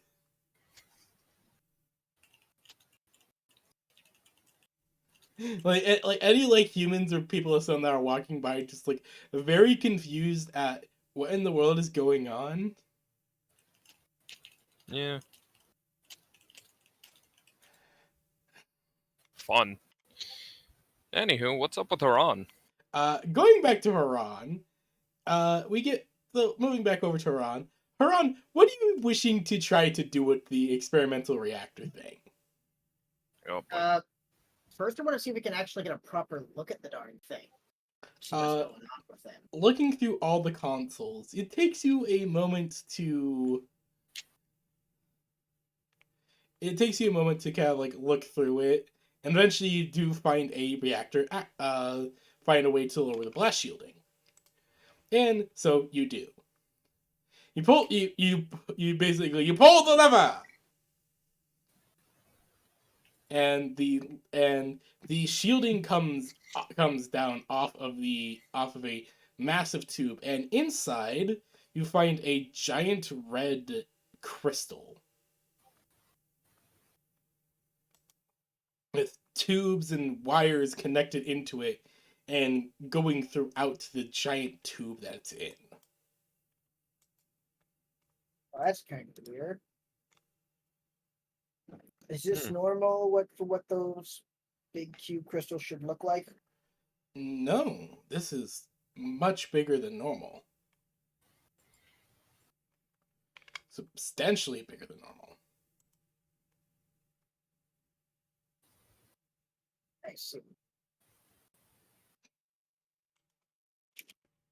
Interesting. So, Haran, as you are looking at this, you suddenly hear metal footsteps going down the hallway.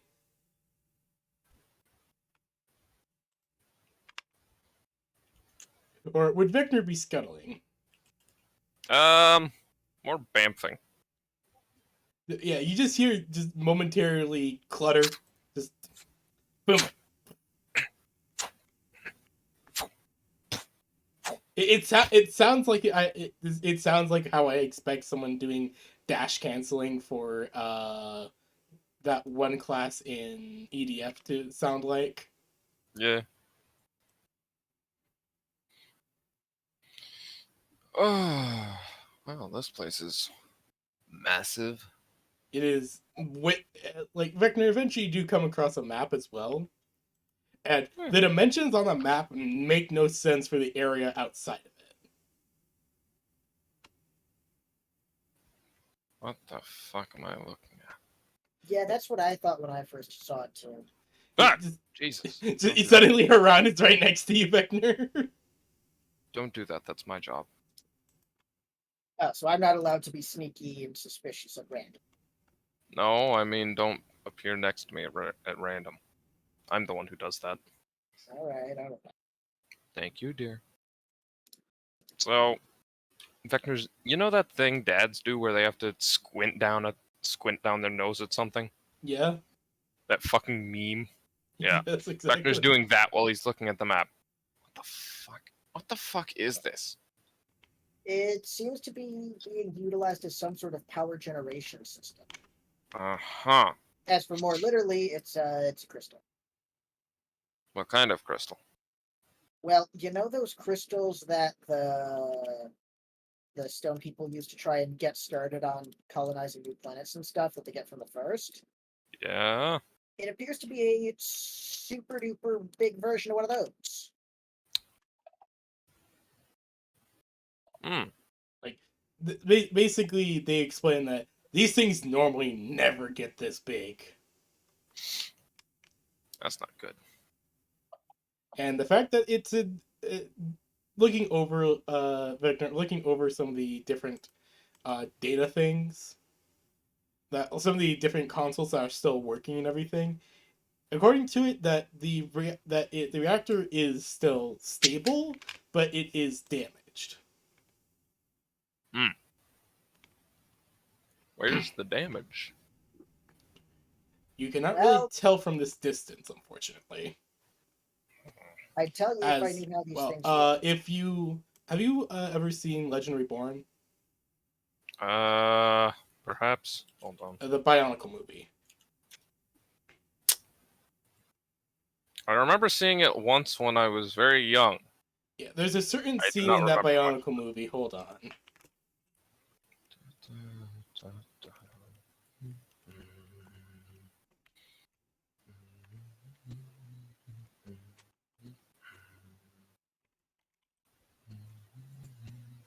Let me go find the exact scene I'm thinking of. Yeah. Also, fun fact that lullaby Vecna sings is the epitaph of Psychelos, Nice. otherwise known as the oldest known melody in recorded human history. Start from where this video I linked is. Mm-hmm. And that is how big How the do you room is. spell that? God damn. Probably Greek. Like I said, the room be big. Yeah. Psychelos. How do you spell that? I don't know. It's all Greek to me. It's all Greek to me. It is, in fact, very Greek. That's the joke. Don't JPEG.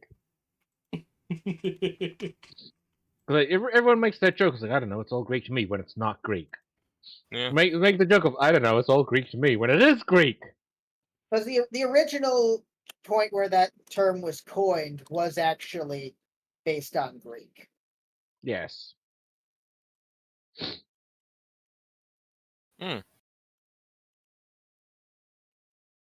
But yeah, it is a very big room, and where that laser is in that scene is where the crystal is in a giant tube. Impressive. It just be floating there. Yeah. That's big.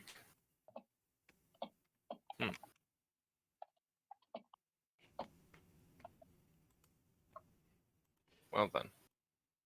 That's The very big. members of the people of Stone are just like very confused because they've never seen a crystal this big, but they've also never seen it used in this way. So yeah, it kind of tracks that this is something that's new to them. Yeah. Yeah. Of course, leave it to the Ravagers to horribly mutilate something and warp it into militaristic purposes. Wait, have they cyborged a Pearson of Stone? No. No, more. No, they turned it into a battery. Yeah, Or more. They specifically just a turned one of reactor. their. They turned one of their world ships, or essentially one of their colony starters, into a battery Yes. or power generator. Another reason to go smack the Ravagers. Yeah, Grave. Grave. Were you were here, so you should remember when we first encountered the people of Stone and Rocky. Mm-hmm. How underground there were these people of Stone wandering around harvesting energy from veins of crystals. Yes. And all the veins of crystals came from this big, giant crystal that was guarded by the angry motherfucker. Yes. Mm-hmm. Yeah, this is one of those. The thing angry motherfucker was guarding. They give off energy and cause people of Stone to generate from the surrounding terrain. Except there is no surrounding terrain, and so all Only it can do is metal. generate energy. There is only metal. Metal. Yummy metal. Ferric oxide. Aluminum powder and ferric oxide. PB, do you remember when I made a fucking thermite torch in D&D? Oh yes, I do. That was hilarious. Oh god, that was definitely and Okay, then you got mad at found yourself when the you... Epithet, and I listened to it, and it is beautiful. Yes. Yeah, I remember when you And got mad at yourself hugely for... suiting to this situation. Yeah. I actually remember when you got mad at yourself for wasting all your thermite. Yeah, because it didn't fucking do anything to the door. And I expected the game to go for a lot longer than that. Yeah, no, same. Unfortunate, but It happens. Like, he probably was just starting to get tired of the game. It's just like, yeah. Maybe he just got tired of the world and everything. And it did end in a very interesting way. Yeah. I pulled out a fucking Gatling gun. Yes. I got killed. My character got killed by her brother. Yeah. Just fucking explain that. Yes, a Warforged has a brother. Yeah, it's weird. That whole campaign was weird. Yeah, it did get very Outward. weird, but it's a very fun campaign. Yeah, it was. It was fun. Anyways, Anyways, the fuck. So this thing is not only bigger on the inside, it also is running off of a People of Stone world seed. Yes. that's what we've essentially gathered. Now you may ask yourself how. I don't know. Yeah, that sounds about right. None of the consoles are really explaining how it was done, just mostly going off of, mostly just displaying like energy output and like containment field levels, yada yada. Like standard reactor stuff. Standard Reacto Jumbo Mumbo. Yes. Yep. I have a plan. Is it a good plan? Possibly. What Not is your giving confidence here. Fair. But it's probably a good thing that we didn't cut into this thing from the outside. Because if we'd done that, it probably would have caused the internal pocket to rupture and explosively expand to real space size. That sounds like a very fancy way of saying it would blow up. Yes. Very fancy way of saying it would blow up, and suddenly we'd have a much larger piece of wreckage on our hands. Fair enough, I suppose. Yeah. Not to mention, we don't want to explode. That would be bad. Bad, yes. Very bad, in fact.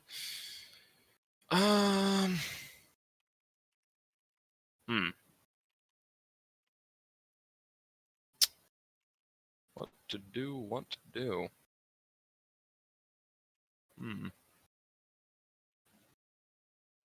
Victor, do you want to try to use the consoles to figure out what to do here? Yeah, sure. All right. Investigate. I've got investigate and hack and fix. Roll me hack and fix. Hey, 18. Right. So you roll pretty good, and so you're looking through this, and eventually you're able to find yourself a part where you can literally just plug yourself in, and it doesn't take long for you to figure out that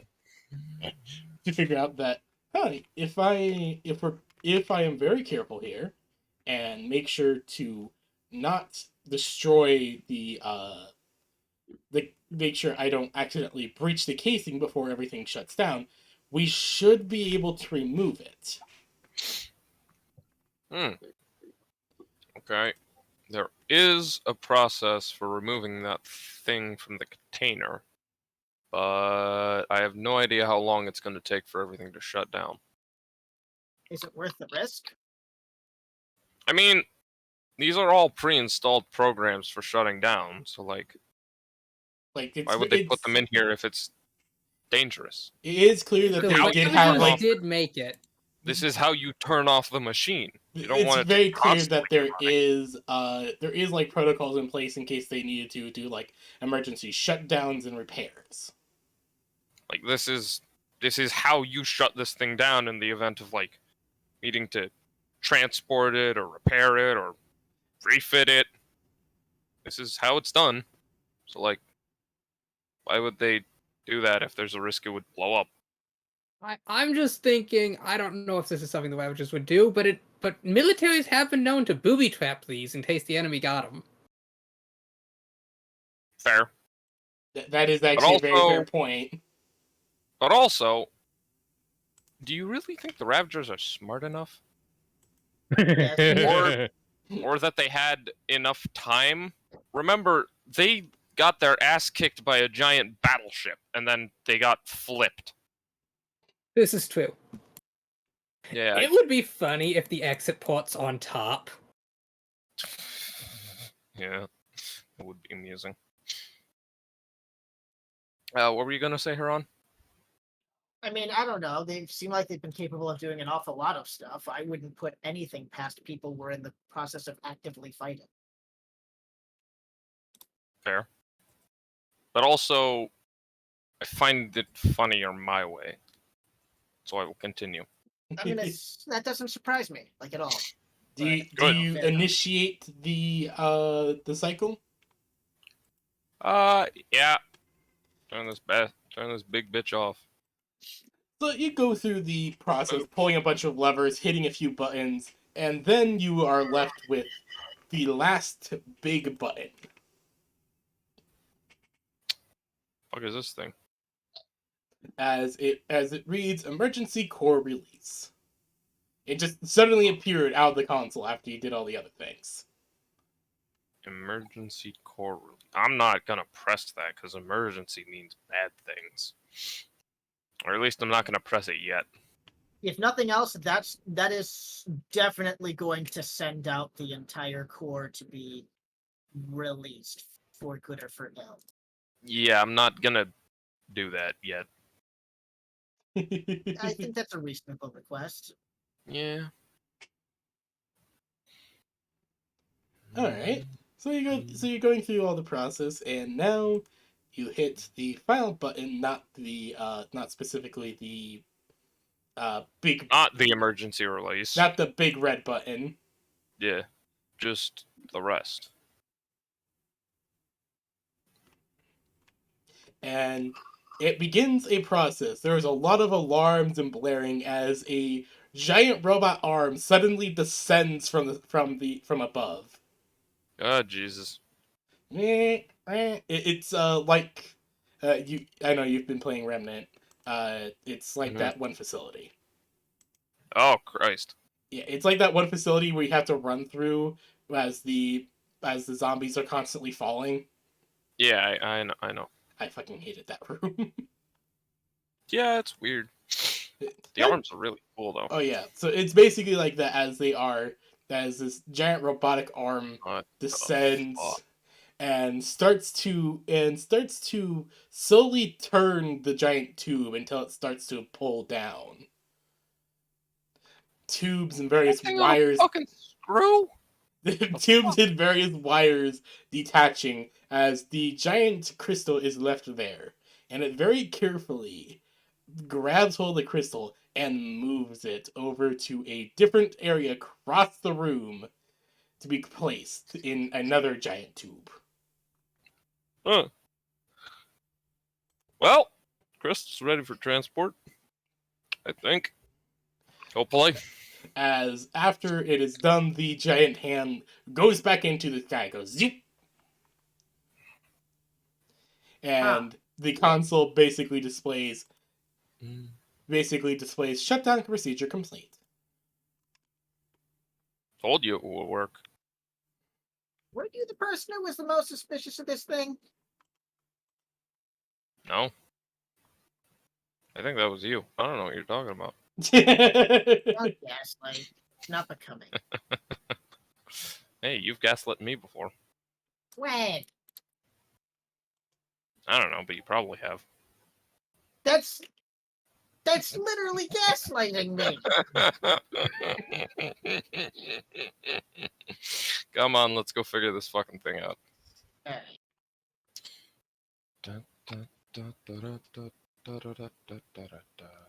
So Let's after give or take a few minutes, you after like a few hours, you guys are able to figure out a way around to get to the other side of the room. This appears a bit fucky. And you will and Oh, wait. and Just gotta go this way. yeah, you're just like It's like a marathon layout where rooms appear way bigger than they really should be, and where there should be another door, there isn't. What the fuck is this shit? Non-Euclidean geometry is one hell of a drug. Fucking ravagers. I don't know. I prefer my women with non-Euclidean geometry.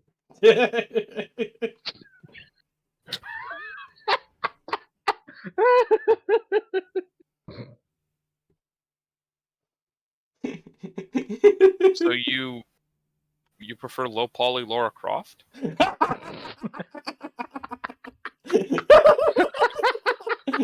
That's what non-Euclidean means.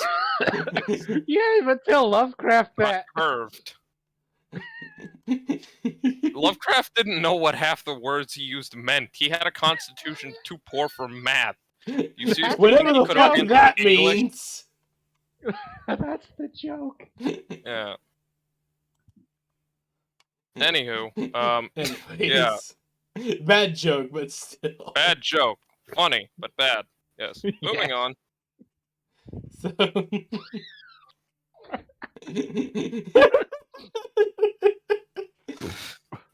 Oh, dear mother of God.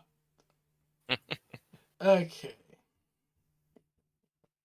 So, eventually, after a few hours, you're able to figure out where it is, where the doorway to the other area is, and you walk in, and there is the big crystal in a tube. It Now, is how do ready we for get transport. status on this? Oh, that's annoying. You see What? another big button. I was studying this piece of art because it's really pretty, and I just now noticed after 3 minutes that it's AI generated. Well, Oh? Which one? what tipped you off? It's the fact that the thumb is a second pointer finger, and some of the straps on the clothes are doubled and don't go anywhere. Yeah, that's Okay, I want to right. see this one. I was just scrolling through Discord. Yeah, you can copy and link it. Yeah. Give me a second.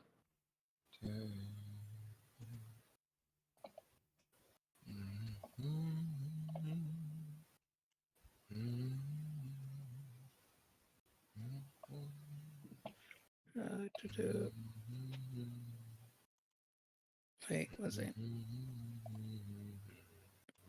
There it goes.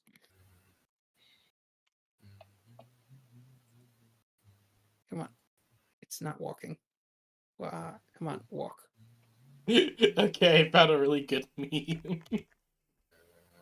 Oh boy. Look at me. Christ.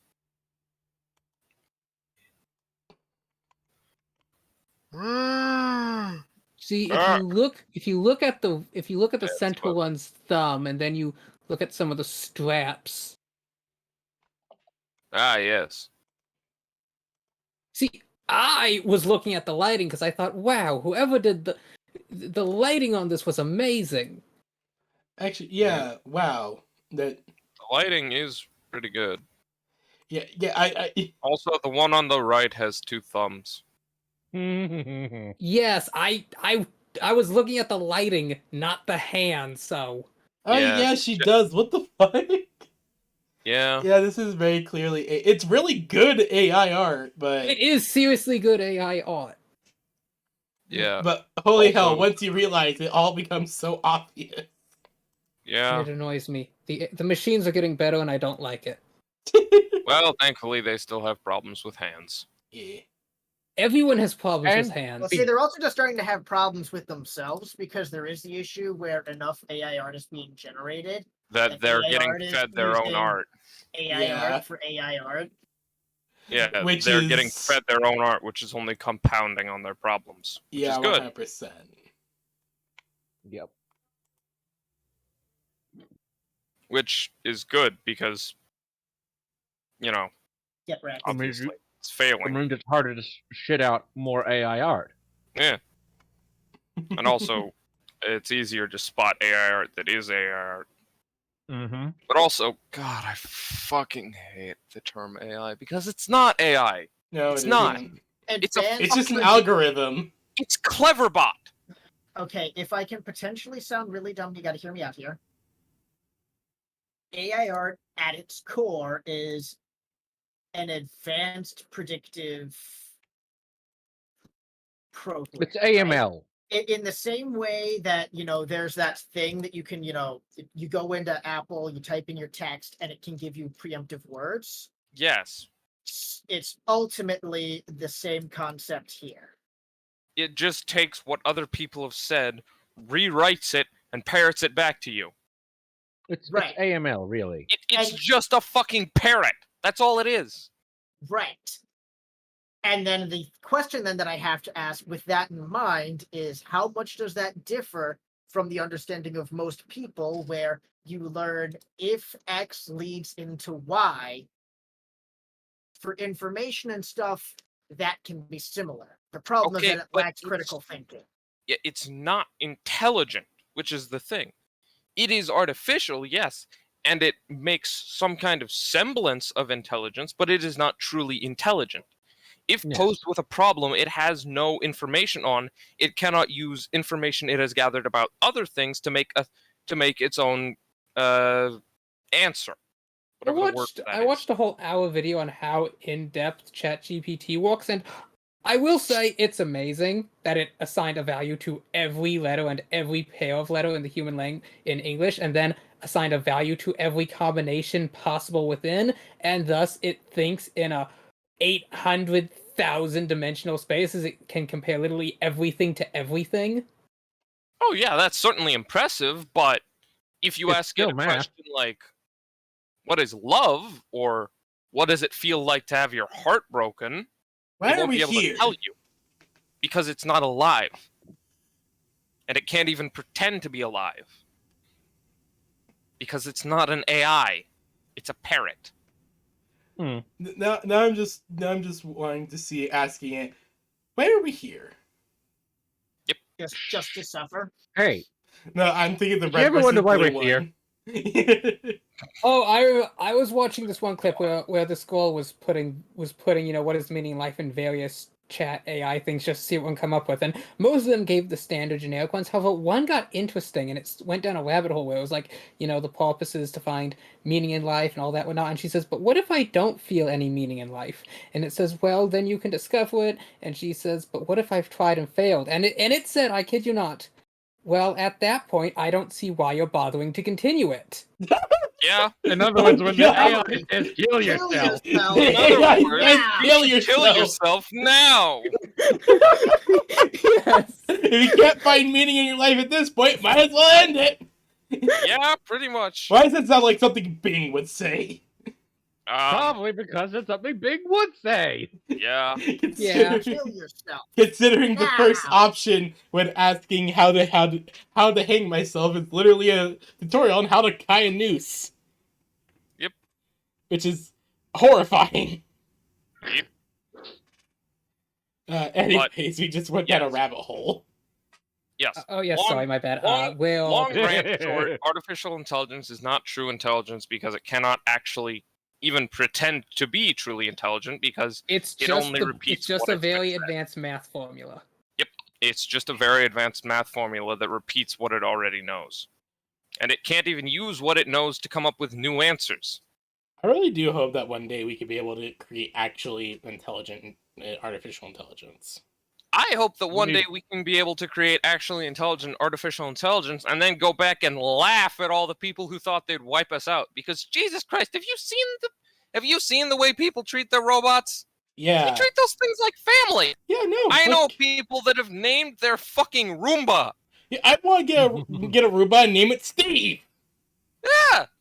Okay, but you also have to keep in mind the amount of people who call their computers a piece of trash and shit talk them nonstop. There is that to keep into account. Well, yeah, but that's Like- because the computers aren't actually alive. Personifying them only helps, and when we do personify them and communicate to them, it's because they fucked up and we're angry. Yes. Color the responses. mean- But when it's actually personified and is able to talk back, we're going to be much nicer to it because you don't want to hurt your computer's feelings. Because it's a Like person I now. talk to my computer very And it can nicely. be I fat. don't yell at it. Oh, that reminds me of something that was happening when me, PB, and Grave were talking. The REM have their various androids that have the AI programs that run them, and they treat these things very nice. Like their AI running a program, they don't require breaks, they don't ask for pay. They still are given vacation days and payment, even though they don't use either. Mm-hmm. They're very confused. Like the AIs do express And confusement. Graves' response was the REM treat their basic AIs better than Union treats their NHPs. Yeah.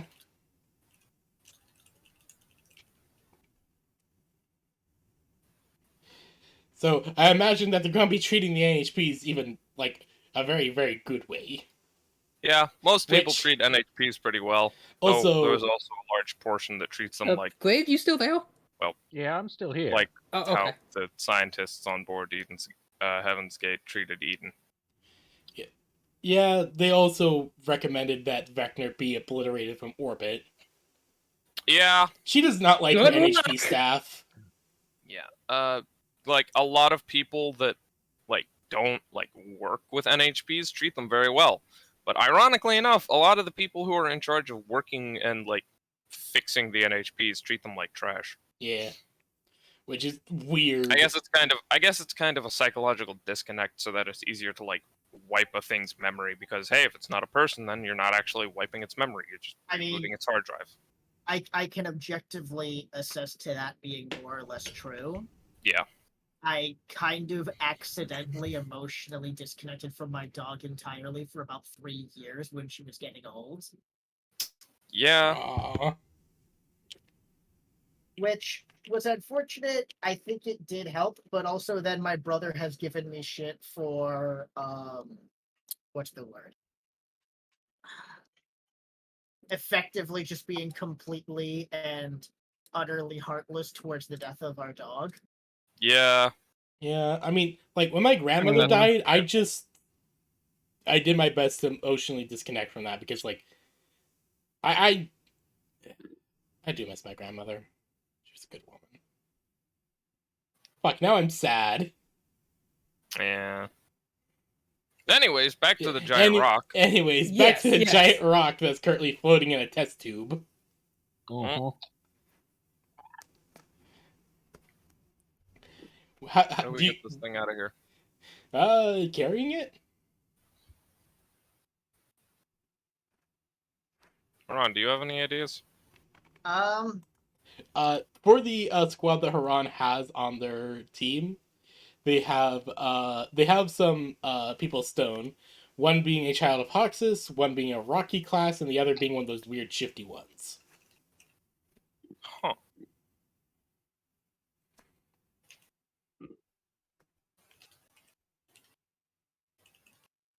I didn't have any particular ideas come to mind, but like getting a lift of some sort probably wouldn't hurt. Would a rim and a forklift help? I wonder if there's cargo doors or something. Hold on, I'm gonna go look around for a panel that opens like cargo doors to get it extracted. Give me a D20 to look. Wait, I have investigate. That'll work. Yeah, oh better. yeah, use investigate. 13. All right, it takes you a good hour or so if you bamfing around.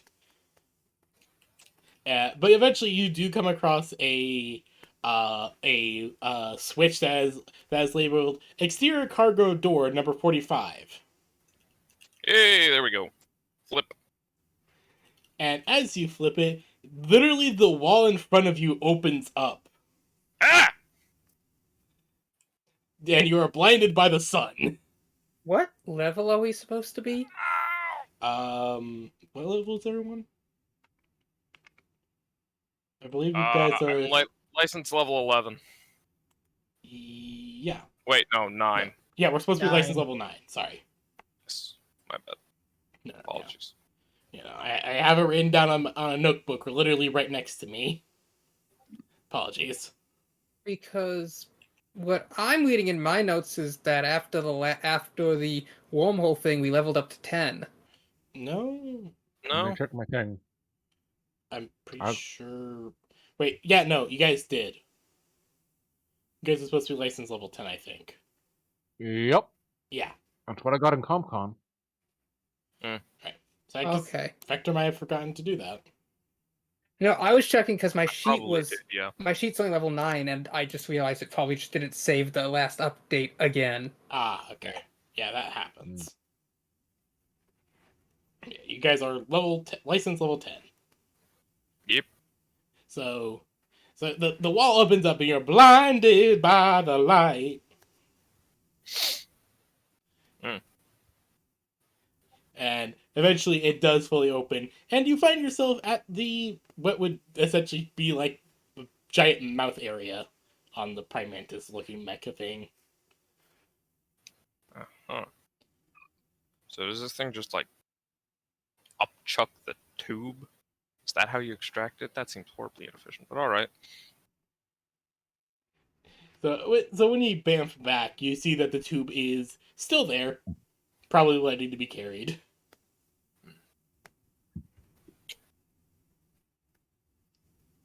I could use some drones to airlift it out. That might. No, yeah, drones would probably be better because they'd have a higher precision of maneuverability and manipulation. All right. Aran! Yeah, We good here? I think so. Sweet! Let's get this thing out. So, so Vector, you summon forth a bunch of drones with your whistling. The ones that are currently doing the last bits of the lasering the surface, trying to find people's stones stuck beneath the glass Yep. thing. And some of them basically go bah, bah, and arrive and take the big piece of stone. Remove the tube. bunch of like mechanical tendrils blow down the halls, grab hold of the tube, and take it out. Wonderful. Alright, that'll... They request to where take tube. Terraforming Spike, one of the underground facilities. Beep beep. Alright, cool. Now, what else? I would. Can you think of anything, Haran? I wouldn't be against going and checking the logs for this area, seeing if there's any further indications of what was going on here, or why they were doing what they were doing. Oh! You should also check the command bridge. Oh, yeah. That sounds like a good idea. Or wherever the hell the pilot seat is. So you guys continuing to move through this place.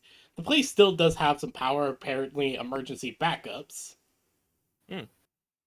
But for the most part, the place is without a lot of power.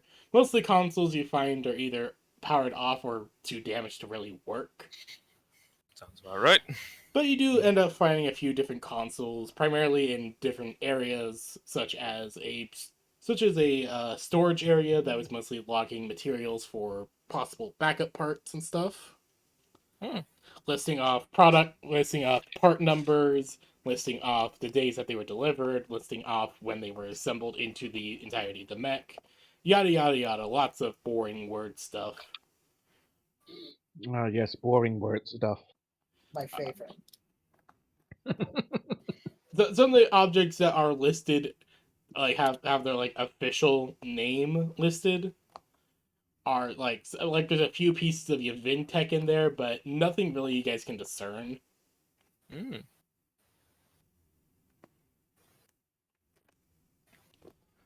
Which Vector, you think, okay, that might explain why this place's geography, or not geography, but typology is weird.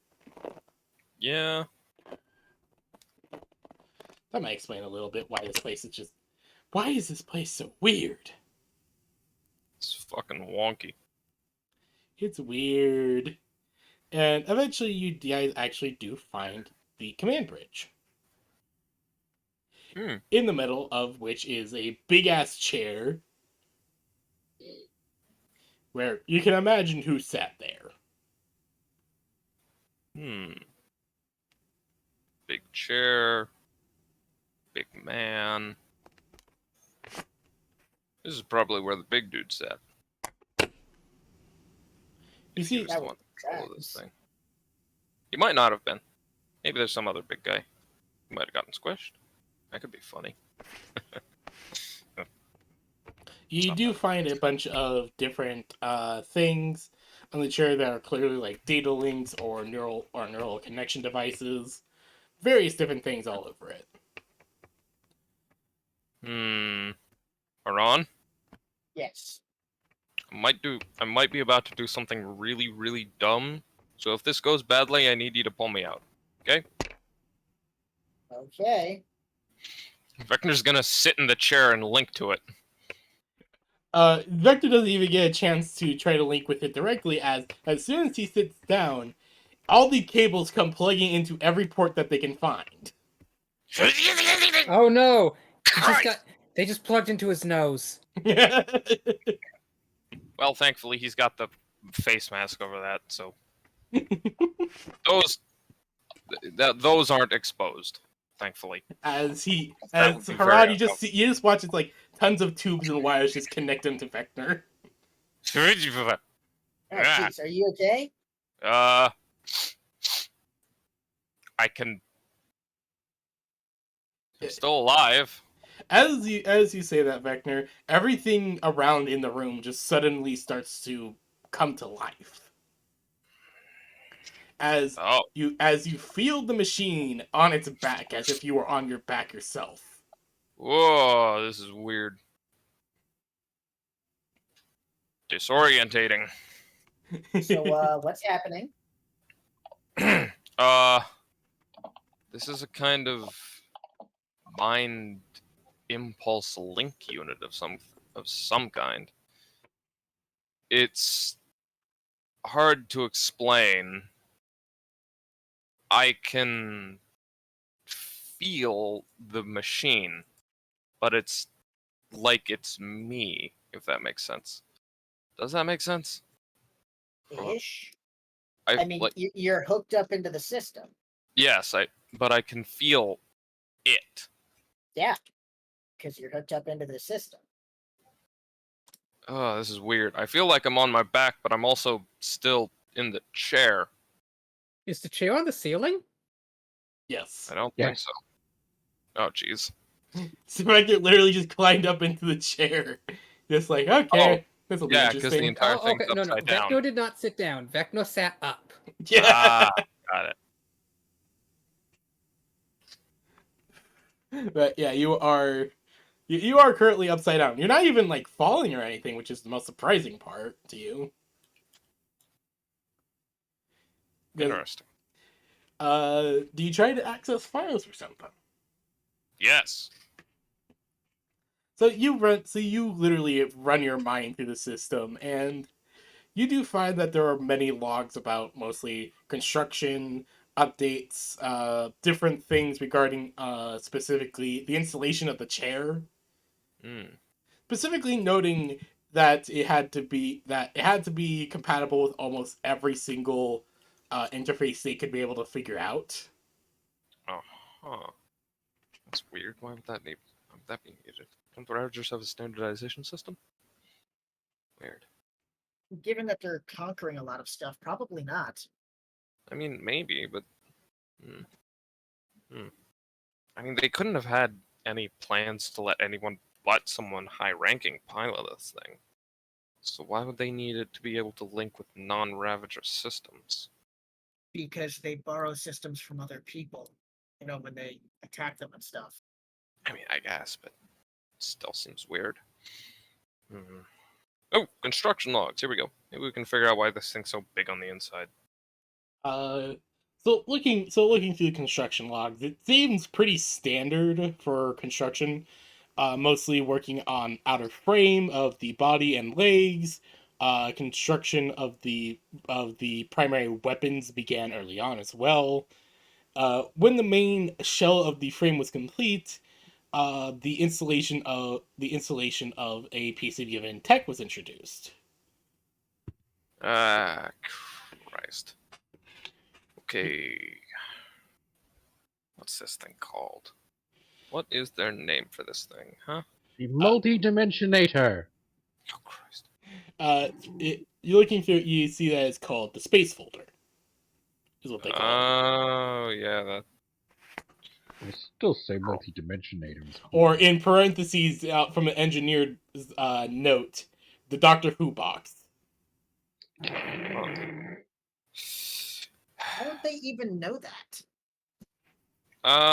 Because we've got 500 seasons of it at this point. I mean, the cats have, like, all of that anime shit. I'm pretty sure someone has Doctor Who. Pretty It's sure still being someone rerun. put Doctor Who on that fucking tent. I'm on the I mean, tent. I know. I watched it as a kid. Yeah, it's good. It's a good show. I thought the accents were stupid. Yeah, of course you did. Okay, let's see. Cross-reference search. Space folder, locational data, storage logs, and construction logs. Looking Show through me where this thing is. the space folder is supposedly supposed to be, you find that it is located within quite deep within the space itself. There is a bit of a warning attached to it, mostly that area around the space folder itself is wonky. So, Sounds about right. so suspect non-standard spatial distortions. Hmm. It does give a list of a few of them, such as hallways cutting through rooms, hallways that aren't there cutting through rooms, rooms appearing in hallways that aren't even there, uh, coming in one side of the construction site and appearing halfway upside down. Yeah.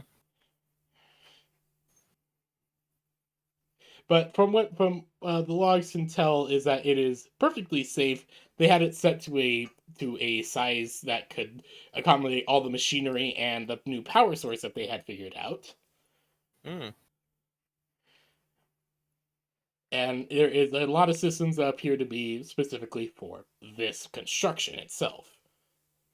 Yeah. Biggest ones being the gigantic blade arms and the twin railguns. Hmm. Anything else? Interesting. All right. Let's see. Da, da, da, da, da, da, da, da. Right. So note, going to need to decouple all the weapons. Those need to be harvested and examined, possibly reverse engineered. I do remember the railguns fared surprisingly well. These things hit hard, and the blades were impressive. Well, it's hard to get large-sized blades like that. What were they? High frequency? Plasma? Plasma. Ooh. Yeah, keeping a plasma retention field of that size stable is a pain and a half, even with advanced technology. Sorry, I'm rambling. I've noticed. Haran's just like, dreamy. I know, dear. Just, there's a certain All meme right. that my boyfriend often sends me whenever I'm like rambling about 40K or D&D. I know the exact one you're talking about. And that's why I imagine going on with Haran.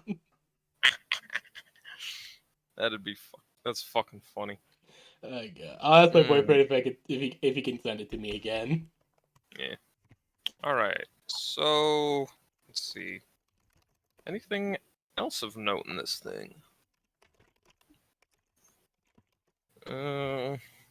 Definitely making a note of the location of that box because we're gonna have to grab that.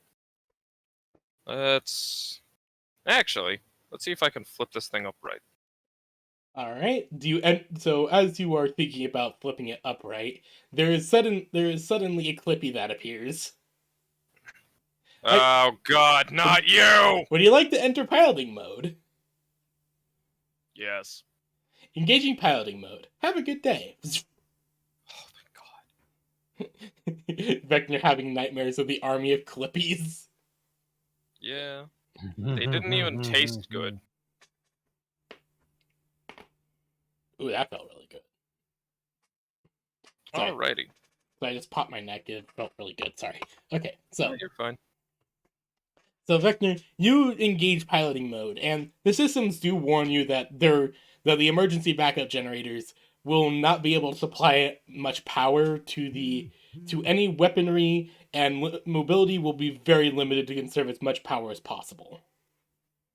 That's fine. I don't need actual mobility. I just need to be able to flip. All right, you engage piloting mode, and give me Flip! a D100. Oh boy, this is going to be interesting.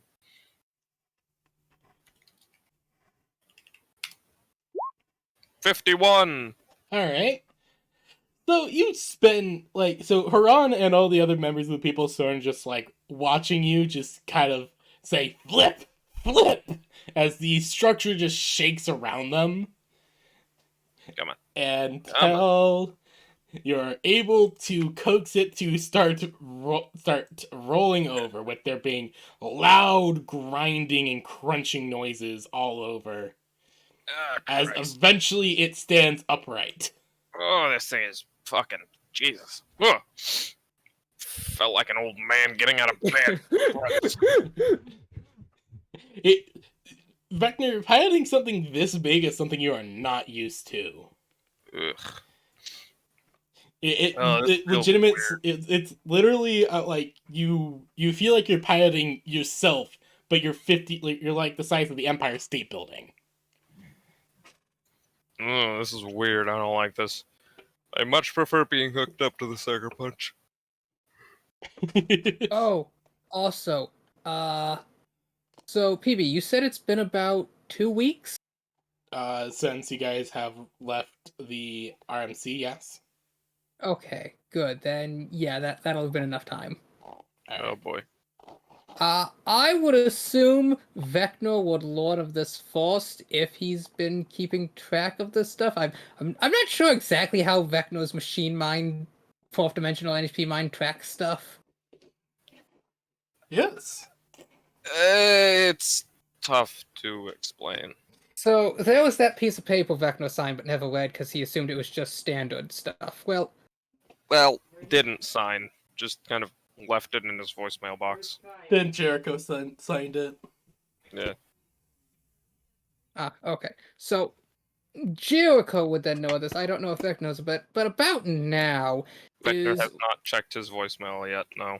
Oh, well then if it's just going to the voicemail and he's not checking it, then I guess Jericho, who's rowing down Swan Lake with Vix, who's very confused, I imagine. Probably. No, we're still working on the finer topics of glam rock. He would get a notice of some market movements. The Web Megacorp has bought a large portion of the available stock to buy for the subsidiary of Hellfire he made. Who? The Ram Mega Corporation. Oh boy. Yes, they made themselves into a corporation. Right. Pleasant. And since Jericho had to set up a public subsidiary of Hellfire Industries to do his market shenanigans, and that has just been left, the WEM have purchased a large portion of it. Not the actual company itself, but no, just the subsidiary he made for operating in Hep Space. Yes. Mm-hmm. So the Hep Space branch. Yeah. Hep. Well, the Hep branch. Yeah. Interesting. Yeah. So Vecna. Yes. What do you wish to do with the giant robot now? Turn it off again. I really only needed to get it upright so it would be easier to navigate. I see you're trying to turn off the mecha. Yes. Would you like assistance with that? No. Are you sure? Yes. Are you really sure? Yes. Are you really sure? Yes. Okay. Please say that one more time. Are you sure you would like to turn off the mech? I am sure I would like to turn off the mech without your assistance. Okay, activating the mech. Ah!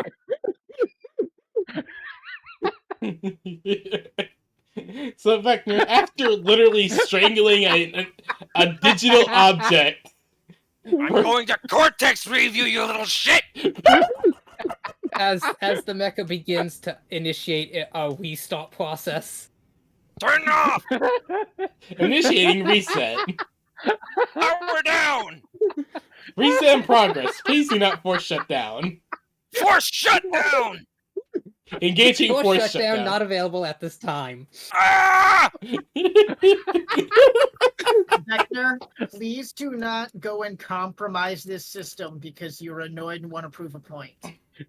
I love how I'm gonna most eat of it! our laughs are just from us failing at tech support.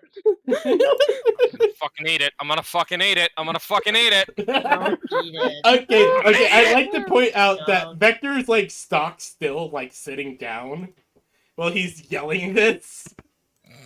So it adds even more to the comedy. Just Vecnor, upside down in a chair, completely stoic, Well, hooked up like technically, the Emperor of Man, screaming his lungs out. Exactly. Ah!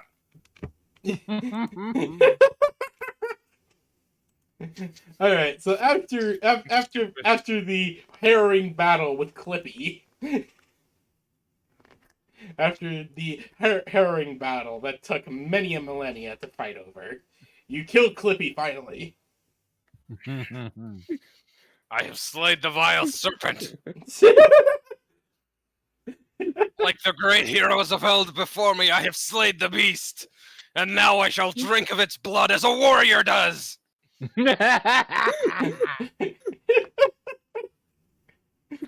Good? No! I hate this fucking thing. Why did you hook into it then? Not the robot, the Clippy. Ah, Haran, what Clippy? A vile serpent that haunts my every waking nightmare. In the story of my life, Clippy is my nemesis. I just love how a random joke I made in one of the first sessions here on Home has turned no, I into just a thought running thing. if Vecnor Welcome to ever gets D&D. sent to hell, it's just gonna be, hey there, I see you're trying to get out of hell. Yes! Personal hell That is is his nothing but personal hell. Clippy. Fucking Doomslayer versus the first god. Yeah. Vector fighting Vector, but it's Clippy.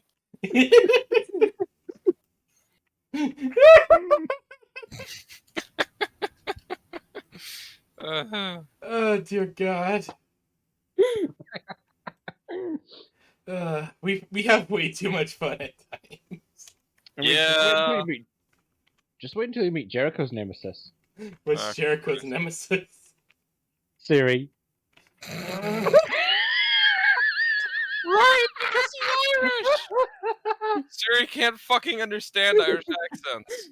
Siri, turn on the jeez, I lights. forgot about that. Calling Yeah. your ex. It can't understand accents. No, it can't.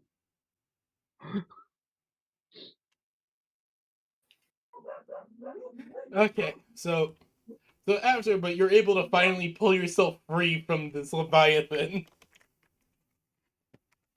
Finally, after 10,000 years.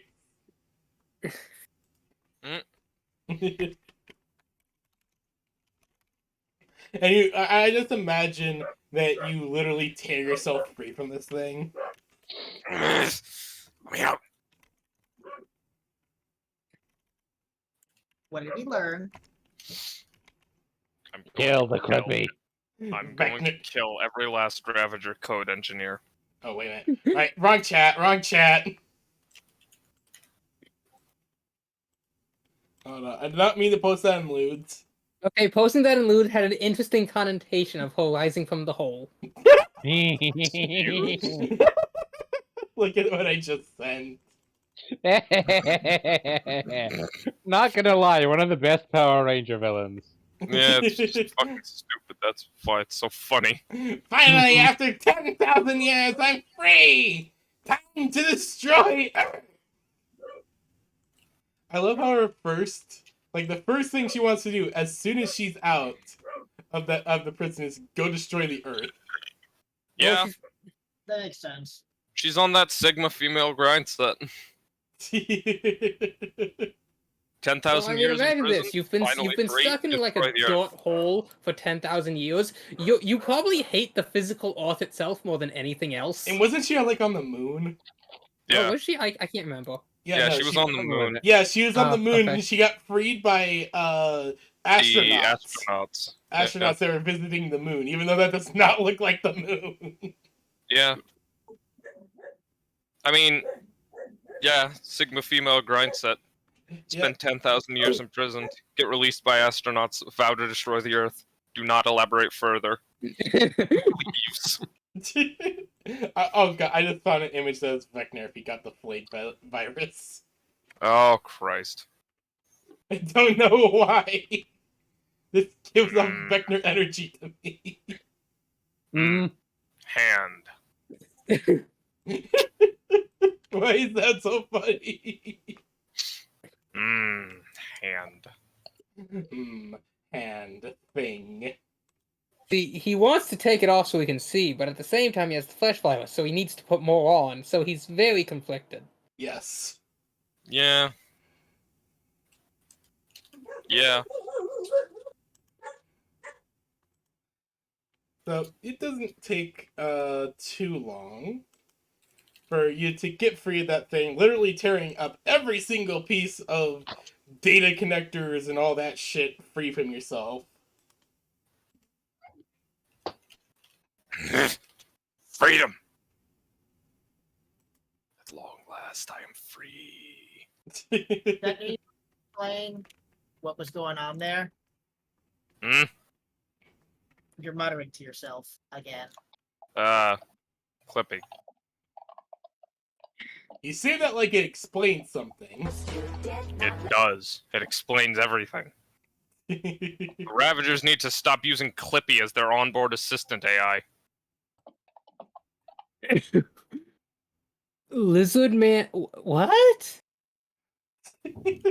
It's from that specific artist that has been getting very lewd with a tiefling artist. Oh, that. VTuber. That thing. Oh, yeah, that. I just saw that on my feed while I'm like glancing over at it. And this is the first thing I see. Lizard Man breeding area. I think it's like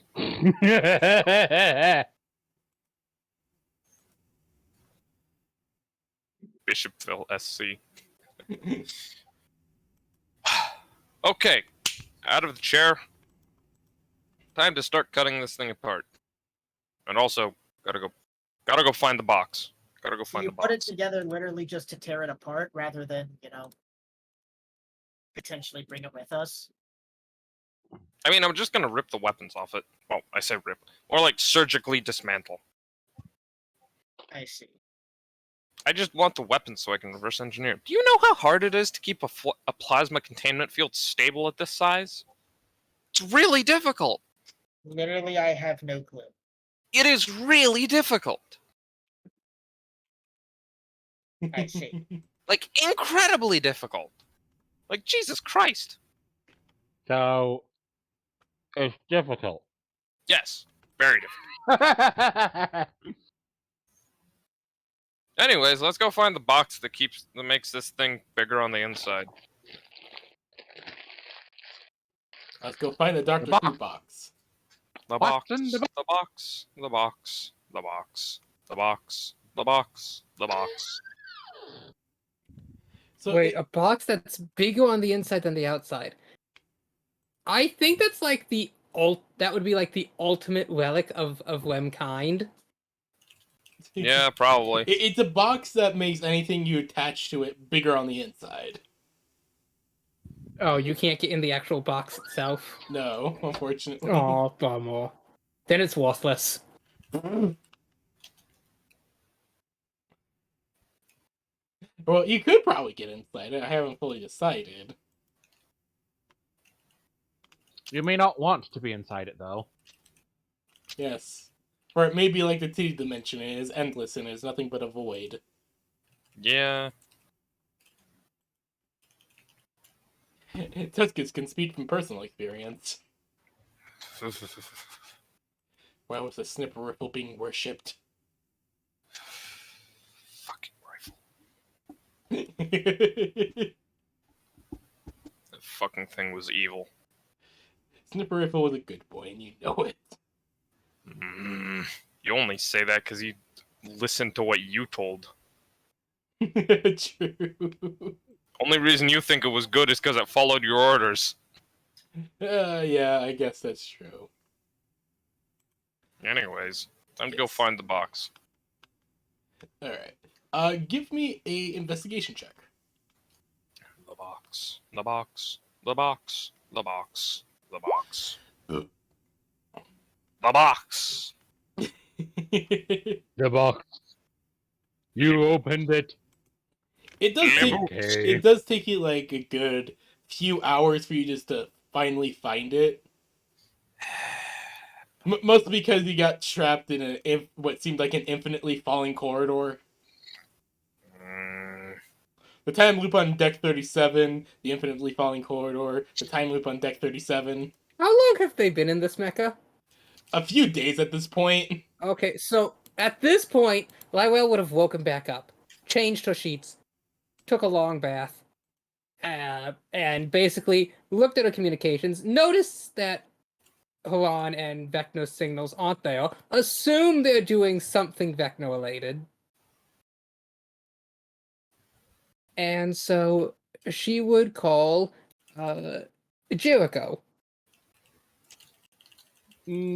What is it, Cat? Have No, not like that. Like this. Sorry, what was that you were saying? I'm sorry, is this a bad time? No, it's fine. Why do I hear grinding stones in the background? Because we're trying to get them to set up the drum kit in a way that they can actually operate it.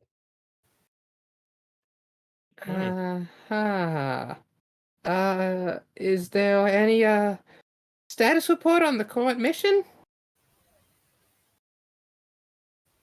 What mission would that be? What we sent out here to... Didn't Eden say we came here because the people of Stone had requested aid for something?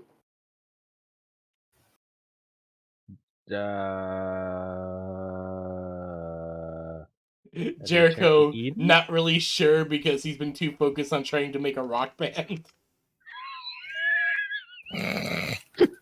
Jericho's having thoroughly sidetracked himself. Sounds about right. But to be more specific, there was a request, but they're mostly just because of the keeper of the new force that was created via vectoring. Vectoring the Vector. Yes, that was created during that time. They have sent in a keeper, but there hasn't been any news of that yet. So it's mostly concerned over that. Yeah, no, Lywell has no knowledge of this. In fact, I think Glaive is the only one who does, aside from Vecna. Haran probably knows as well. Yeah, probably. Vector probably told her. Yeah. Hold on. Someone just sent me something that's hilarious.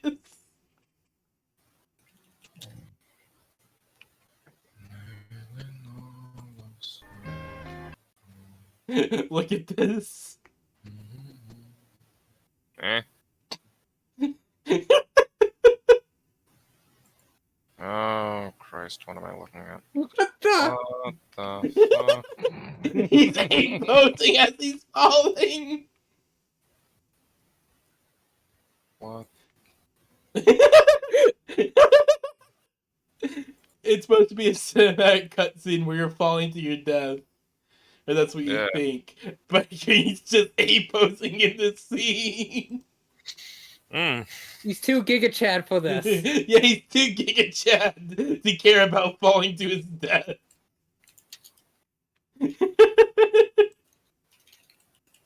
Sorry, I saw that and I just had to share it.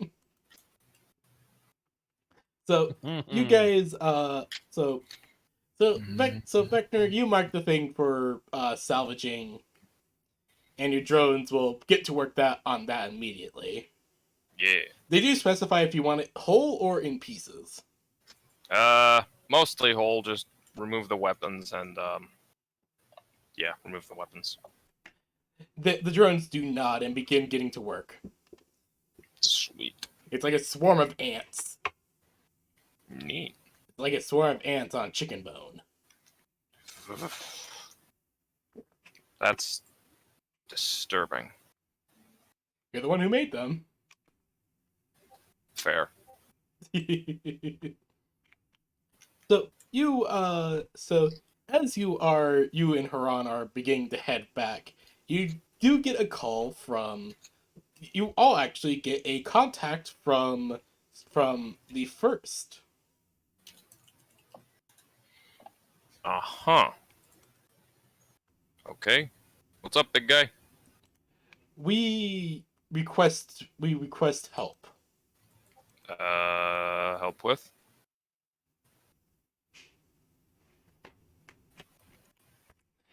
Request with a problem that has arisen within the city of the first. We ask that you speak with a High Elder for this. Right. This is a message that is sent out to everyone.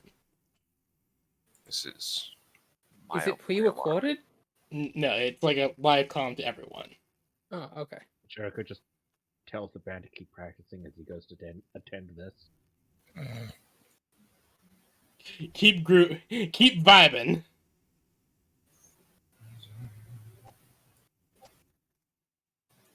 Lywell will have the Starship Velociraptor go over that city, and then she'll look down for the Faust. No, they're asking for you to report to High Elder Vix. Oh, yeah, okay, so over the city, I guess she'll look for Vix.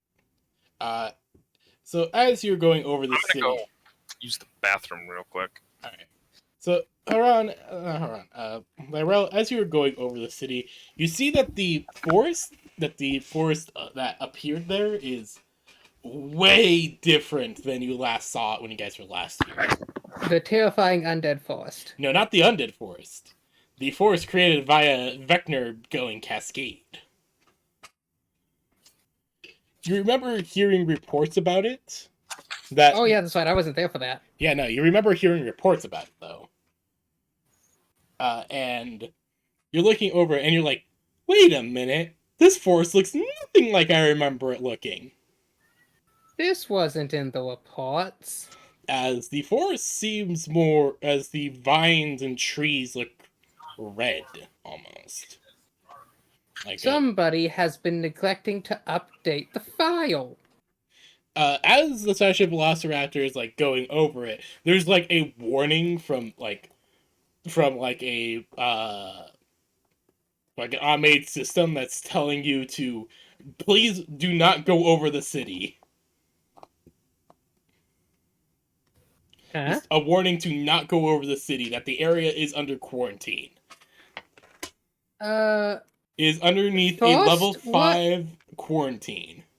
First, what exactly does a level 5 quarantine entail? The HUS has made it clear that there is something wrong with this place now. Lywell quickly scrolls up. Let's see. What is a HUS level 5 quarantine? HUS level 5 quarantine means that anything above or below the location is off limits, including the location itself. Well, those are only planet-bound. Jadul, take us just outside the... Even in orbit. Like, the area itself is just off limits. That can't go infinite, because then any other planet in like orbit above it, it is not allowed. Just security reasons is basically what the thing says. Wait, I'm a Lancer. As the first... Hold on, my boyfriend found this thing I wanted, and he was asking for context for it.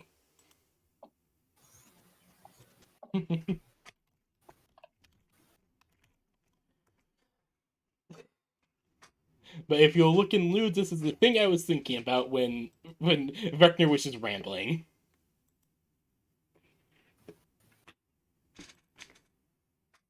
But, So, Lywell would ask, so there's a quarantine.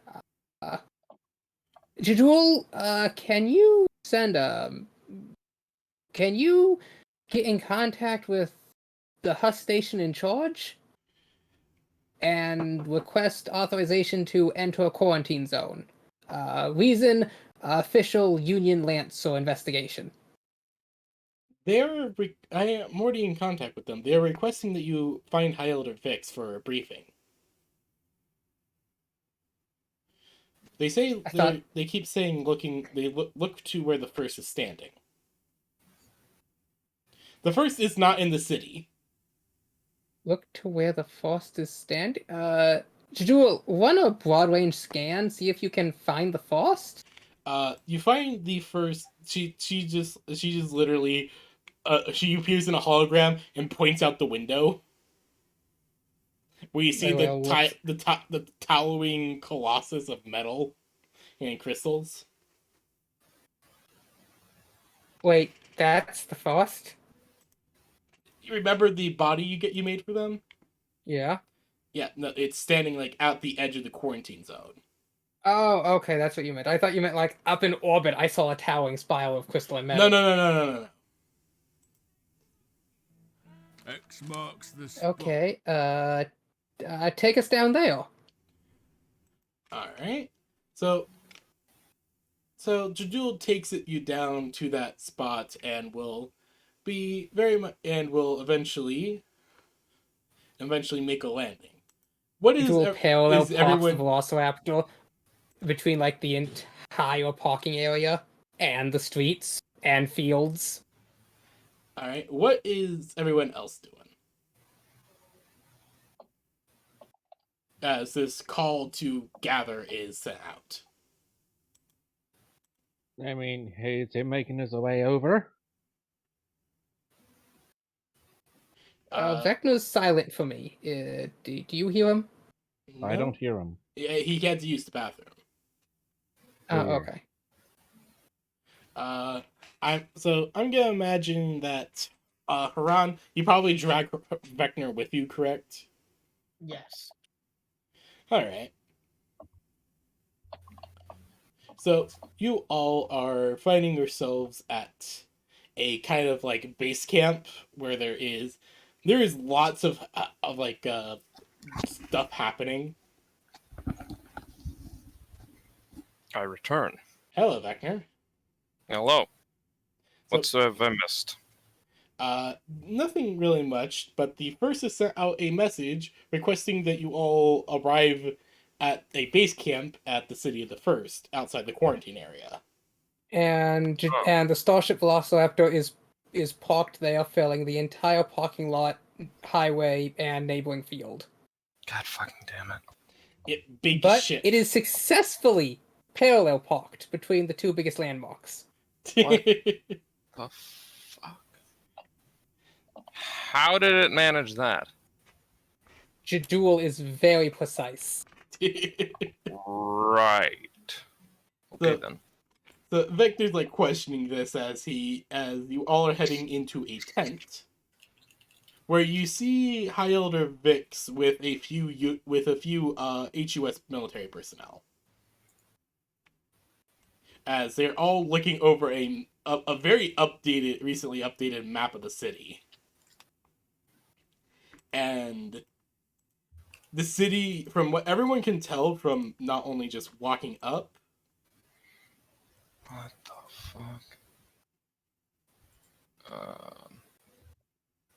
fuck? Just from like walking in like to the base camp, the route Vector, you can actually take over for this, describing what exactly has happened to the foliage. Alrighty. So most everyone should remember that when this happened, everything was very green, very vibrant generally. The buildings and skyscrapers had been warped and turned into giant trees, but all in all, everything looked healthy, normal, sort of, like a normal forest, even if all the trees did have windows and doors and shit and floors. It was weird. Everything was made out of wood and plants, and people were like turned into trees and shit, but everything looked normal-ish. Relatively speaking. Yeah, relatively speaking, it looked like a very strangely grown forest. It no longer looks quite as normal. Most notably, there's a strange grayish-red haze over the entire city. Like a fog has settled over it. It's the bloodburst. And the once vibrantly green plant life has... much of it seems to have withered and died, leaving only the very topmost parts of the canopies alive, and even those look sickly. And their colors have shifted from a vibrant emerald green to an almost poisonous red. Looking like the wood has paled as if it's sun-bleached, and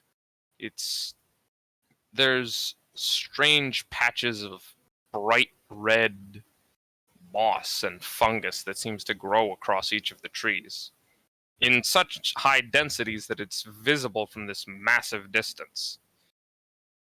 The red specifically... You forgot to water your garden.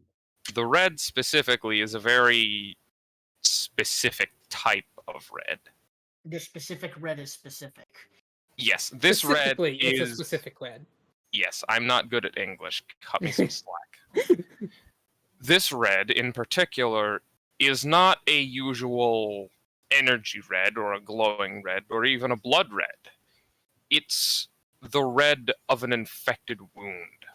The red the skin turns when a wound is sickly and dying. It looks angry red. Wrong. Like the skin and muscles are angry. Like festood pimple red. Yes, that kind of red. Ew. Ooh, good analogy. Yep. It's not pretty.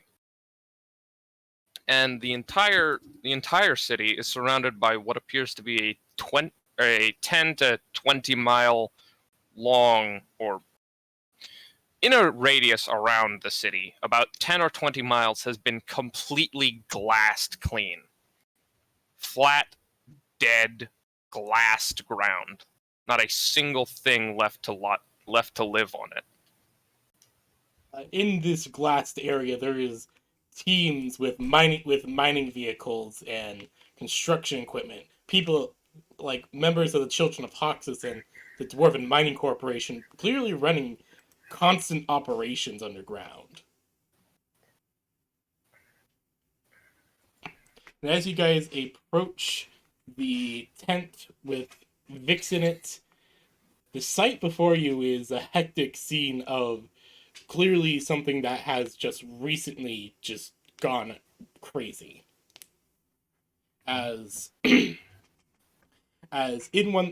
see a table and another member of the People of Stone, but this one in what looks to be some sort of containment cell, clearly of Huss origin.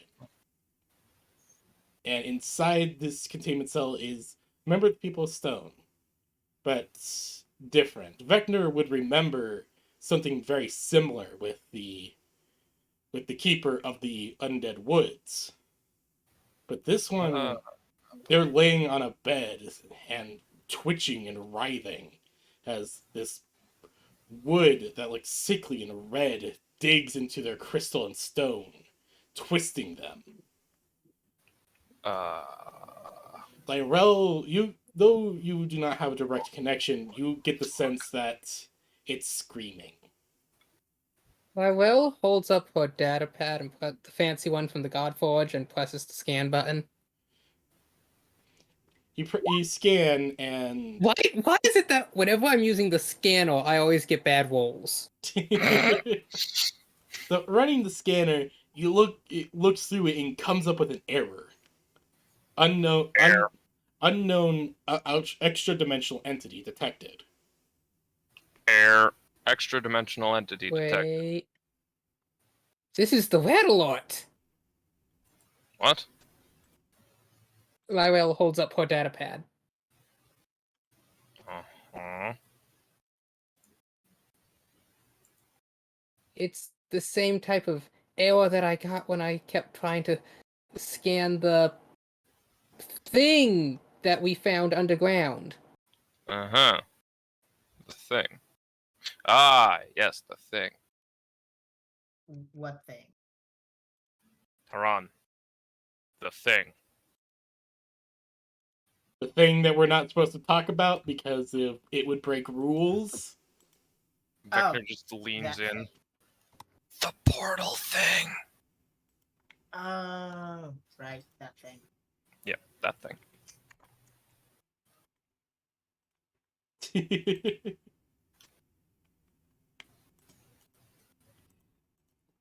So you are all so as you all what is all y'all's reaction to seeing this site? Uh-oh. Uh-oh, spaghetti-o. That's not great. Yeah, that's not right. Vix would turn around to you all. Oh, good, you're here. This is Bad. yes, very. She says as she will motion you all to come to a table in front of her. Our evil future selves are trying to come back into the past and take over! Stop that. So, if this is a table for the people of Faust, I imagine it's above Lywell's head. Yeah, yes, Come it on, is. let me dream. Also, Jericho No. helping Lyrell up. She can sit on his wide mechanized shoulder. I imagine Lywell would hop onto Orby, who hovers up. I mean, can't blame a guy for trying. So she will set down a galvanon stone and will, after plugging her tail into it, and will set it down. The stone begins to illuminate and starts to project something. Huh. After a few moments, it sputters, and one of the HUS members says, "Good try. Let us take care of this." As he will set down a hologram unit and will activate it. Around 1 week ago, we had a team being set in. Well, a member of the People of Stone, and that wished to become this forest's keeper. And a few HUS scientists and security personnel, as unknown animals had been sighted within this forest in the past. Uh-huh. Mostly for security purposes. This is what we recovered from the team that was able to make it out. He says as he presses play. On the holo display is a scientist following a member of the People of Stone. All right, so this is first log of I don't know how many. This is the first time that a new keeper of a forest has been chosen in what? How long did they say? A few thousand years? Yeah. So this is a moment that is great for scientific analysis. We've gotten the permission of the High Elder to be able to watch this event as, well, we're curious about this and all. And so, Hijax here is willing to let us watch. They are walking through the dilapidated ruins of this city. Much of the city is clearly changed since you guys have been last here. Clearly signs of, well, whatever is happening did not happen quickly. Happen. Yes, sorry. Now you're fine. I'm being a dick. With Hajax walking up to one of the more massive roots and placing their hand onto it, seeming to try to take a moment. As they reach out and reach into the tree that seems to move move around their arm. It suddenly grips onto their arm. And then before any of the scientists or field personnel can do anything, there's suddenly a crack and something slams into the shoulder into their head. Oh shit! As they fall limp and are freed from the tree, but there's now a massive crack in the crystal located in their head. Immediately there is a member of the security team rushing up and dumping liquid into the wound. Well, now. Oh, that's The trees are hostile. As someone yells, "Did anyone see where that shot came from?" As another shot is sent out, going straight clean through one of the security personnel's heads. And as that shot is sent out, as that shot goes cleanly through, the cameraman seems to swivel around to show these creatures pulling themselves from underneath cars and from falling from windows. These creatures burn them! Looking like twisted bodies of people, twisted in roots and fungus of some kind, wielding what looks like simple but incredibly sharp weaponry. We need to fall back! We need to fall back right now! Jericho's gauntlet just whirs, activating incinerator gauntlet. As the rest of the footage is the team running for their life. But running and gunning as they go, carrying the injured hijacks, and eventually arriving outside the city, where the things seem to stop and stare at them before retreating back into the city.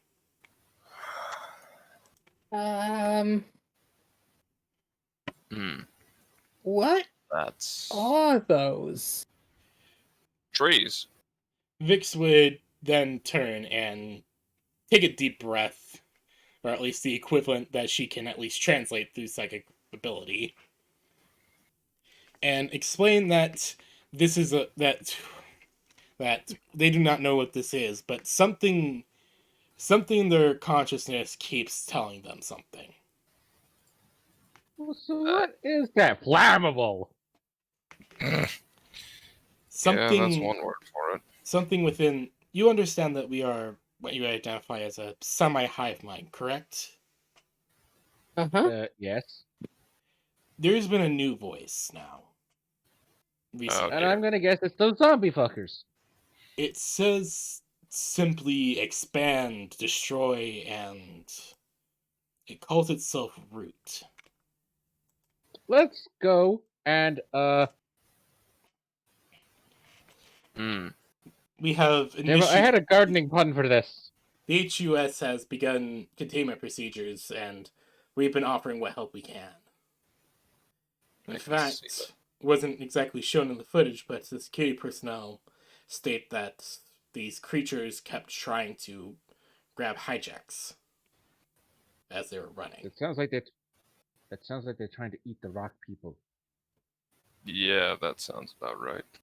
So what we've got is a bunch of zombie tree rock people things. Yep. The Root. All in favor of incendiary carpet bombing, say aye! Aye! Jejul, how many incineraries do we have on board the Velociraptor? Quite a lot. Why do you ask?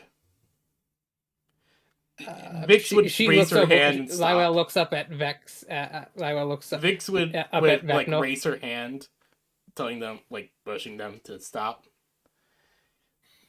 Though as much as those options would be good, something is trying to dig into us. As she points over to Hijax, who is writhing even more as the root just seems to grow over it and constrict over its chest. So we're gonna go in and dig it out! I don't think burning everything counts as digging it out, guys. It wouldn't work. I mean, fire is an especially good way of dealing with rogue plant life. Okay, yeah, and then we have to find the plant and be able to do that, and also account for the fact that this may also just be, I don't know, some sort of weird gestalt brain consciousness which doesn't just exist in the context of being a physical plant.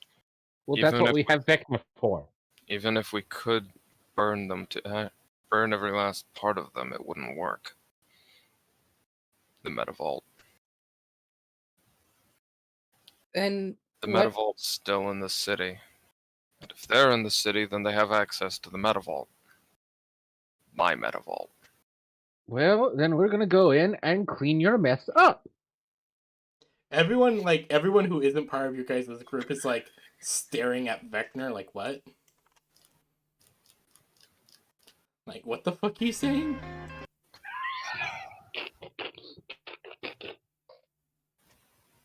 If I'm right about this, and what I'm thinking happened, then if we can get to the Metavault, we should be able to find the source of it, whether it's inside it or around it. Whatever it is, it's got a source somewhere it's spreading out from. I'm willing to bet if we burn that, the rest of it should die. Cut the head off the snake, as it were. Yes, we just have to hope it's not Yamato no Orochi. What? It's a multi-headed serpent of ancient cradle myth. No. Particularly Yamato Shinto. Hirochi, Yes, not a Hydra. it is. No, it's Yes. not a Hydra. Orochi was a Hydra. It was a multi-headed serpent. It's a multi-headed serpent, That's a Hydra. but it did not. It didn't follow the same rules as a Hydra, though. Just had multiple Because heads. It had 7 heads, and they would grow back, but it wouldn't multiply like a Hydra. Whatever. Semantics. Unfortunately, one of the HUS scientists would step up. Unfortunately, it will be that simple. Of course not. He will take up a data pad and show everyone a video of the HUS clearly did try to deal with it themselves. Sending in soldiers equipped with flamers and tanks specifically looking like they were specifically made to deal like throw lots of fire. Flamethrower tanks. Yeah, flamethrower tanks, stuff like that. But it shows a video of the root specifically targeting and destroying those first. It appears that they understand that something big must be. I sense incoming. Oh boy. It's like that video, like this video that Lyrell just sent, except like huge vines and colossal vine creatures just destroyed the tanks. Wonderful. Well, this is gonna be fun. So I don't think it'd even be a good idea to go on with your mechs. Yeah, time. The mechs would make us too big of a target, and too many of them, and we'd get bogged down, even with our heavy weapons. Would some Exo 1 power armor work? As far as we can tell, armor won't enrage them quite as fast. Your hard suits should be good, or I believe you have a class of mech that is as small as a spacesuit. Half-sized. They I've got one. hopefully won't anger them too much, but I mean, that's effectively what Fallout power armor would be in this setting. Yeah. It's I wouldn't recommend it, but you are the professionals here. I mean, need the to tank go is in what, there. size 1? Yeah. No. Genghis is size 1. You need half-sized. Yeah. Half size is recommended, but you will draw more attention. It's basically what he's saying. Yeah. Well, I do not have any half-size mechs, so Jericho would just have to hard suit it and use his fabulous arm cannon. Which, I mean, it'd be great to be able to use that for once. Yeah. But yeah, Haran, you could use your I forget, Napoleon? Not Napoleon. Yeah. Yeah, Napoleon. Oh, it's Napoleon? Okay, I thought it was the other one. No. No, Barbarossa's the size 3. No, not that Yeah. one. I thought the other half size that Harrison has. Sherman? Yeah. I don't know Or, why. no. Harrison has the Caliban, I think. Or Is that Wait, hold on. this is confusing. It's the... Wait, is the Napoleon the four-armed mech?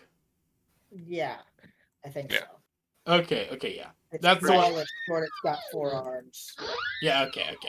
I might have been... Yeah, that's the one I was thinking of. I don't know why I thought that was the... I don't know why I thought the Sherman was that one. No worries. I Mechs got confused are as weird. well. Yes, they are. But so long as we go in with our half-sized, we should be fine. We shouldn't draw too much attention, and if we do, we'll be able to carry enough firepower to burn past them. In Vector's case, it would actually be more advantageous for him just to not go with the goblin. Yeah, because the root can't be hacked. They're plants. They're plantoids. The plant thing. But they do basically go over that underneath, literally, they had to express ship as fast as possible a bunch of Dwarven Mining Corporation people and Children of Hoxes to do constant underground operations to keep the root from spreading. Under. They're burrowing underground. Fun. And basically, Vix has even said that the further they get underground, the more we can hear them. Great. Do not dig too deep. Another reason why glassing them from orbit wouldn't work. If they're going underground, then they're going to the planet's core. At that stage, you may as well just grab a planet cracker, which isn't a win. And Vix would say you can't do that. The core is where the first star as well. Yeah. If they And get to the first, they get access to all of us. Yeah.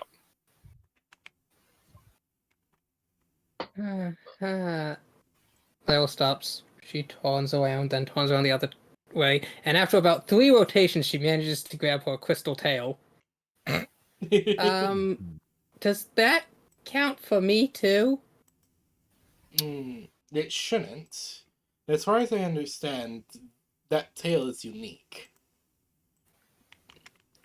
I don't think it lets her connect to your hive or your consciousness, so that's the only possible way that she'd have direct access is, well, if she plugged her tail into the ground or the tree. Yeah. Which I don't see why she would. Lyrell, you just feel something nagging at the back of your mind for a moment before it just goes away. Yeah, Lyrell squinches up her brows, thinking, then shrugs.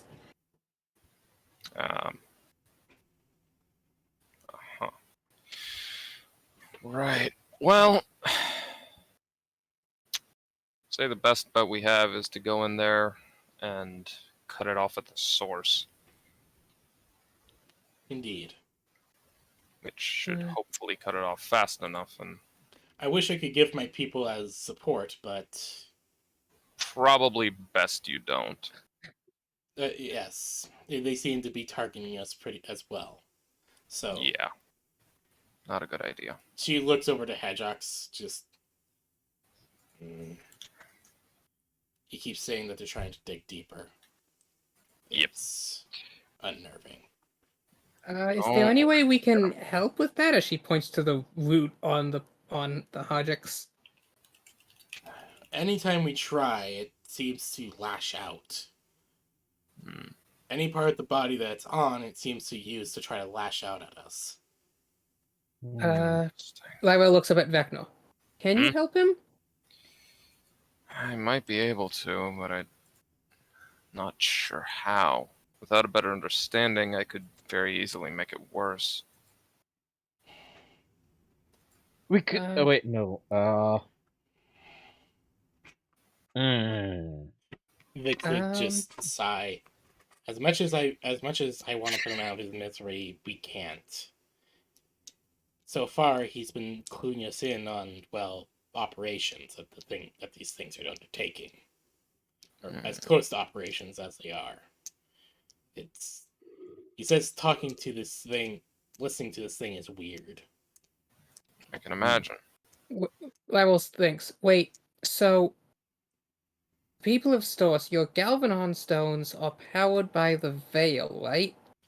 Essentially, we draw energy from the Veil. Is this root in the Veil? I would not know.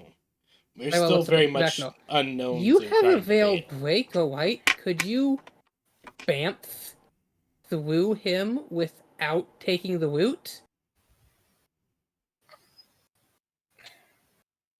I'm not entirely sure. I mean, if we're wrong, it could accelerate the growth as well. That's a very real possibility. Could Like, make it worse. if that's the thing, it's like it could remove it, or it could just, give it more Veil and make it accelerate. Or it could get stuck in my head too. That would be terrifying. We do not Don't need an worry. extra-dimensional psychic tree monster. Lyle shakes her head. There's no way anything could survive in Vecno's head. Thanks! That's not as reassuring as you think it is. But you just eat anything. Maybe. No, that's anything technological, not a tree.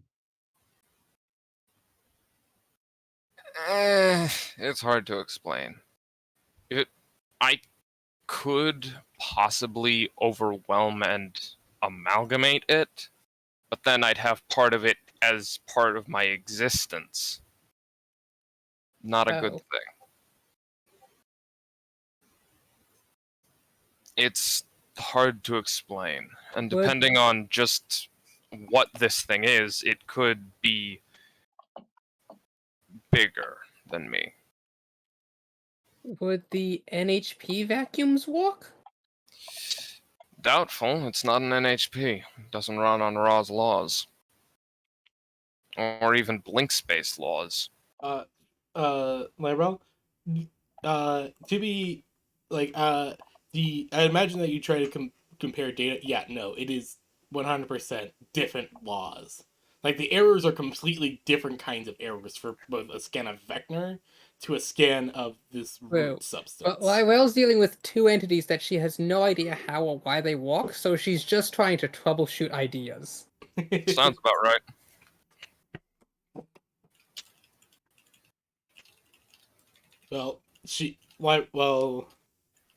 Vix does nod and says, "You're welcome to try anything you can, but I don't know what could work."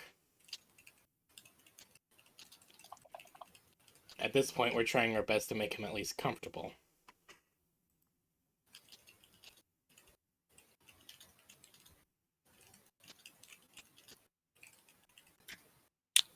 Yeah.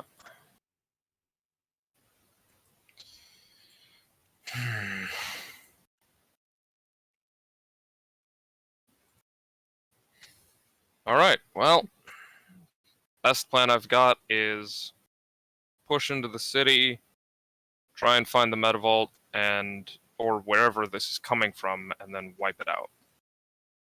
Go straight for the heart, and maybe we'll manage to cut the tendrils that are reaching down towards the core as well.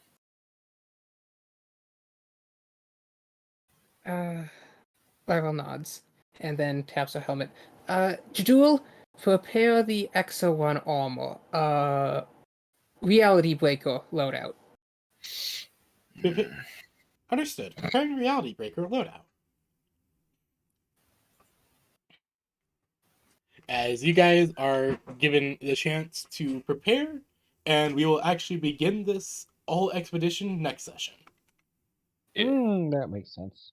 As Okie you dokie. guys are given, basically, you guys are given as much time as you need, but you are told that the longer that this goes on, the less likely that, well, they can keep the containment up.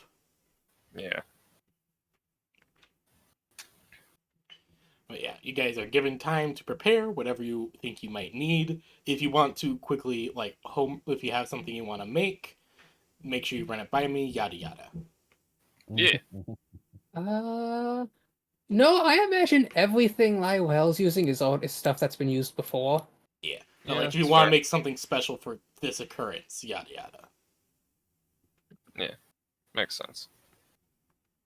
But for now, I will see y'all later. I am starting to get a headache. Okie Alright. dokie. Oh, so since this is now post-session, what would Vecno's reaction be to when he finally does check his voicemail? He's gonna be really glad he didn't check his voicemail.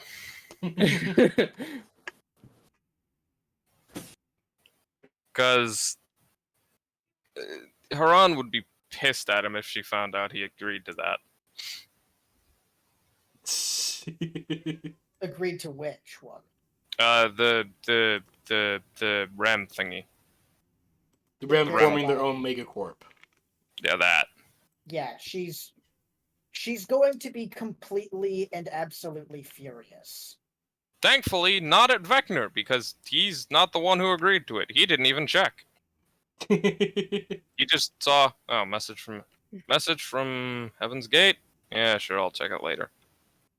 Definitely nothing too important. He was too Then focused Jericho on his comes in girlfriend.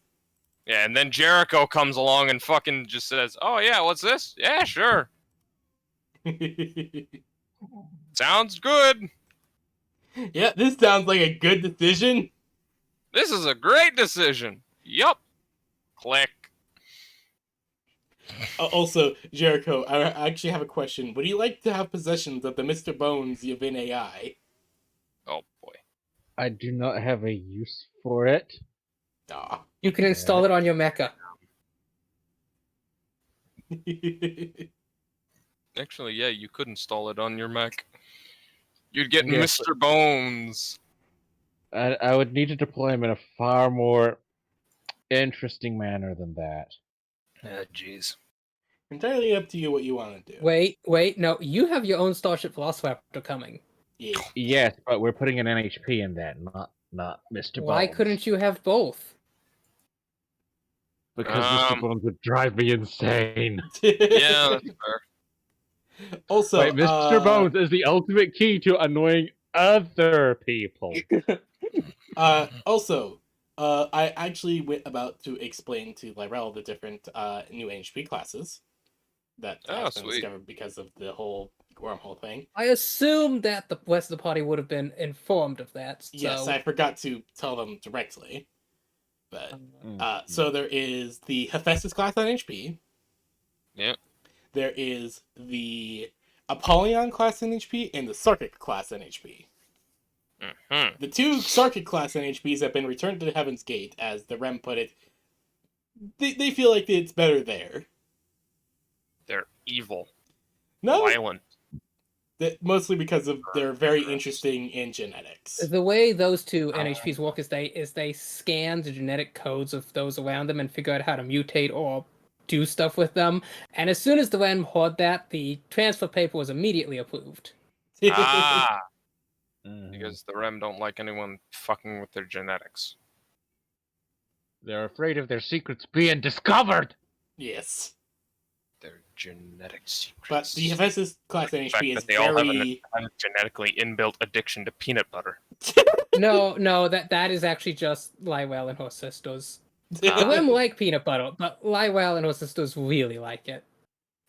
Well, so, the Hephaestus class NHP very much likes to work on technology. Like he just really likes this shit. And fun. the Apollyon class NHP are very good at deconstructing things.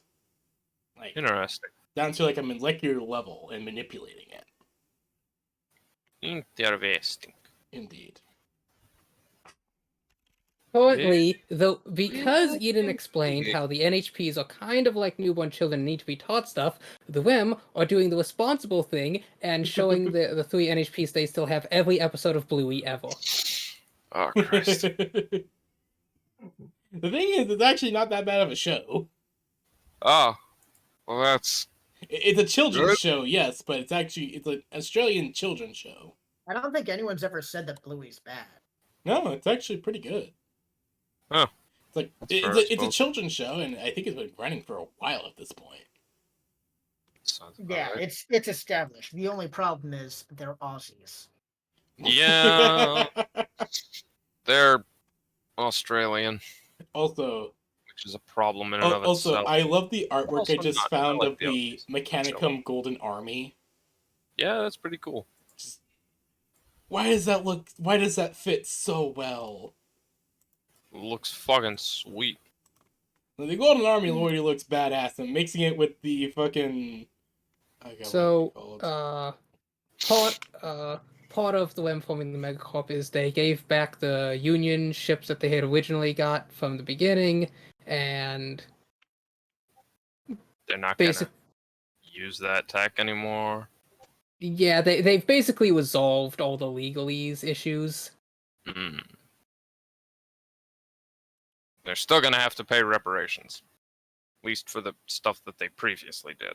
But at least they can't be. Like a vast majority of the stuff has been Oh, you want that? Yeah, well, we decided that the scanning of the nanoforge and the blink reactor, because that scene was just supposed to be the character introduction to show their nature. It wasn't supposed to cause any issues, so we decided just to retcon that Lywell was in the maintenance duct scanning wiring instead.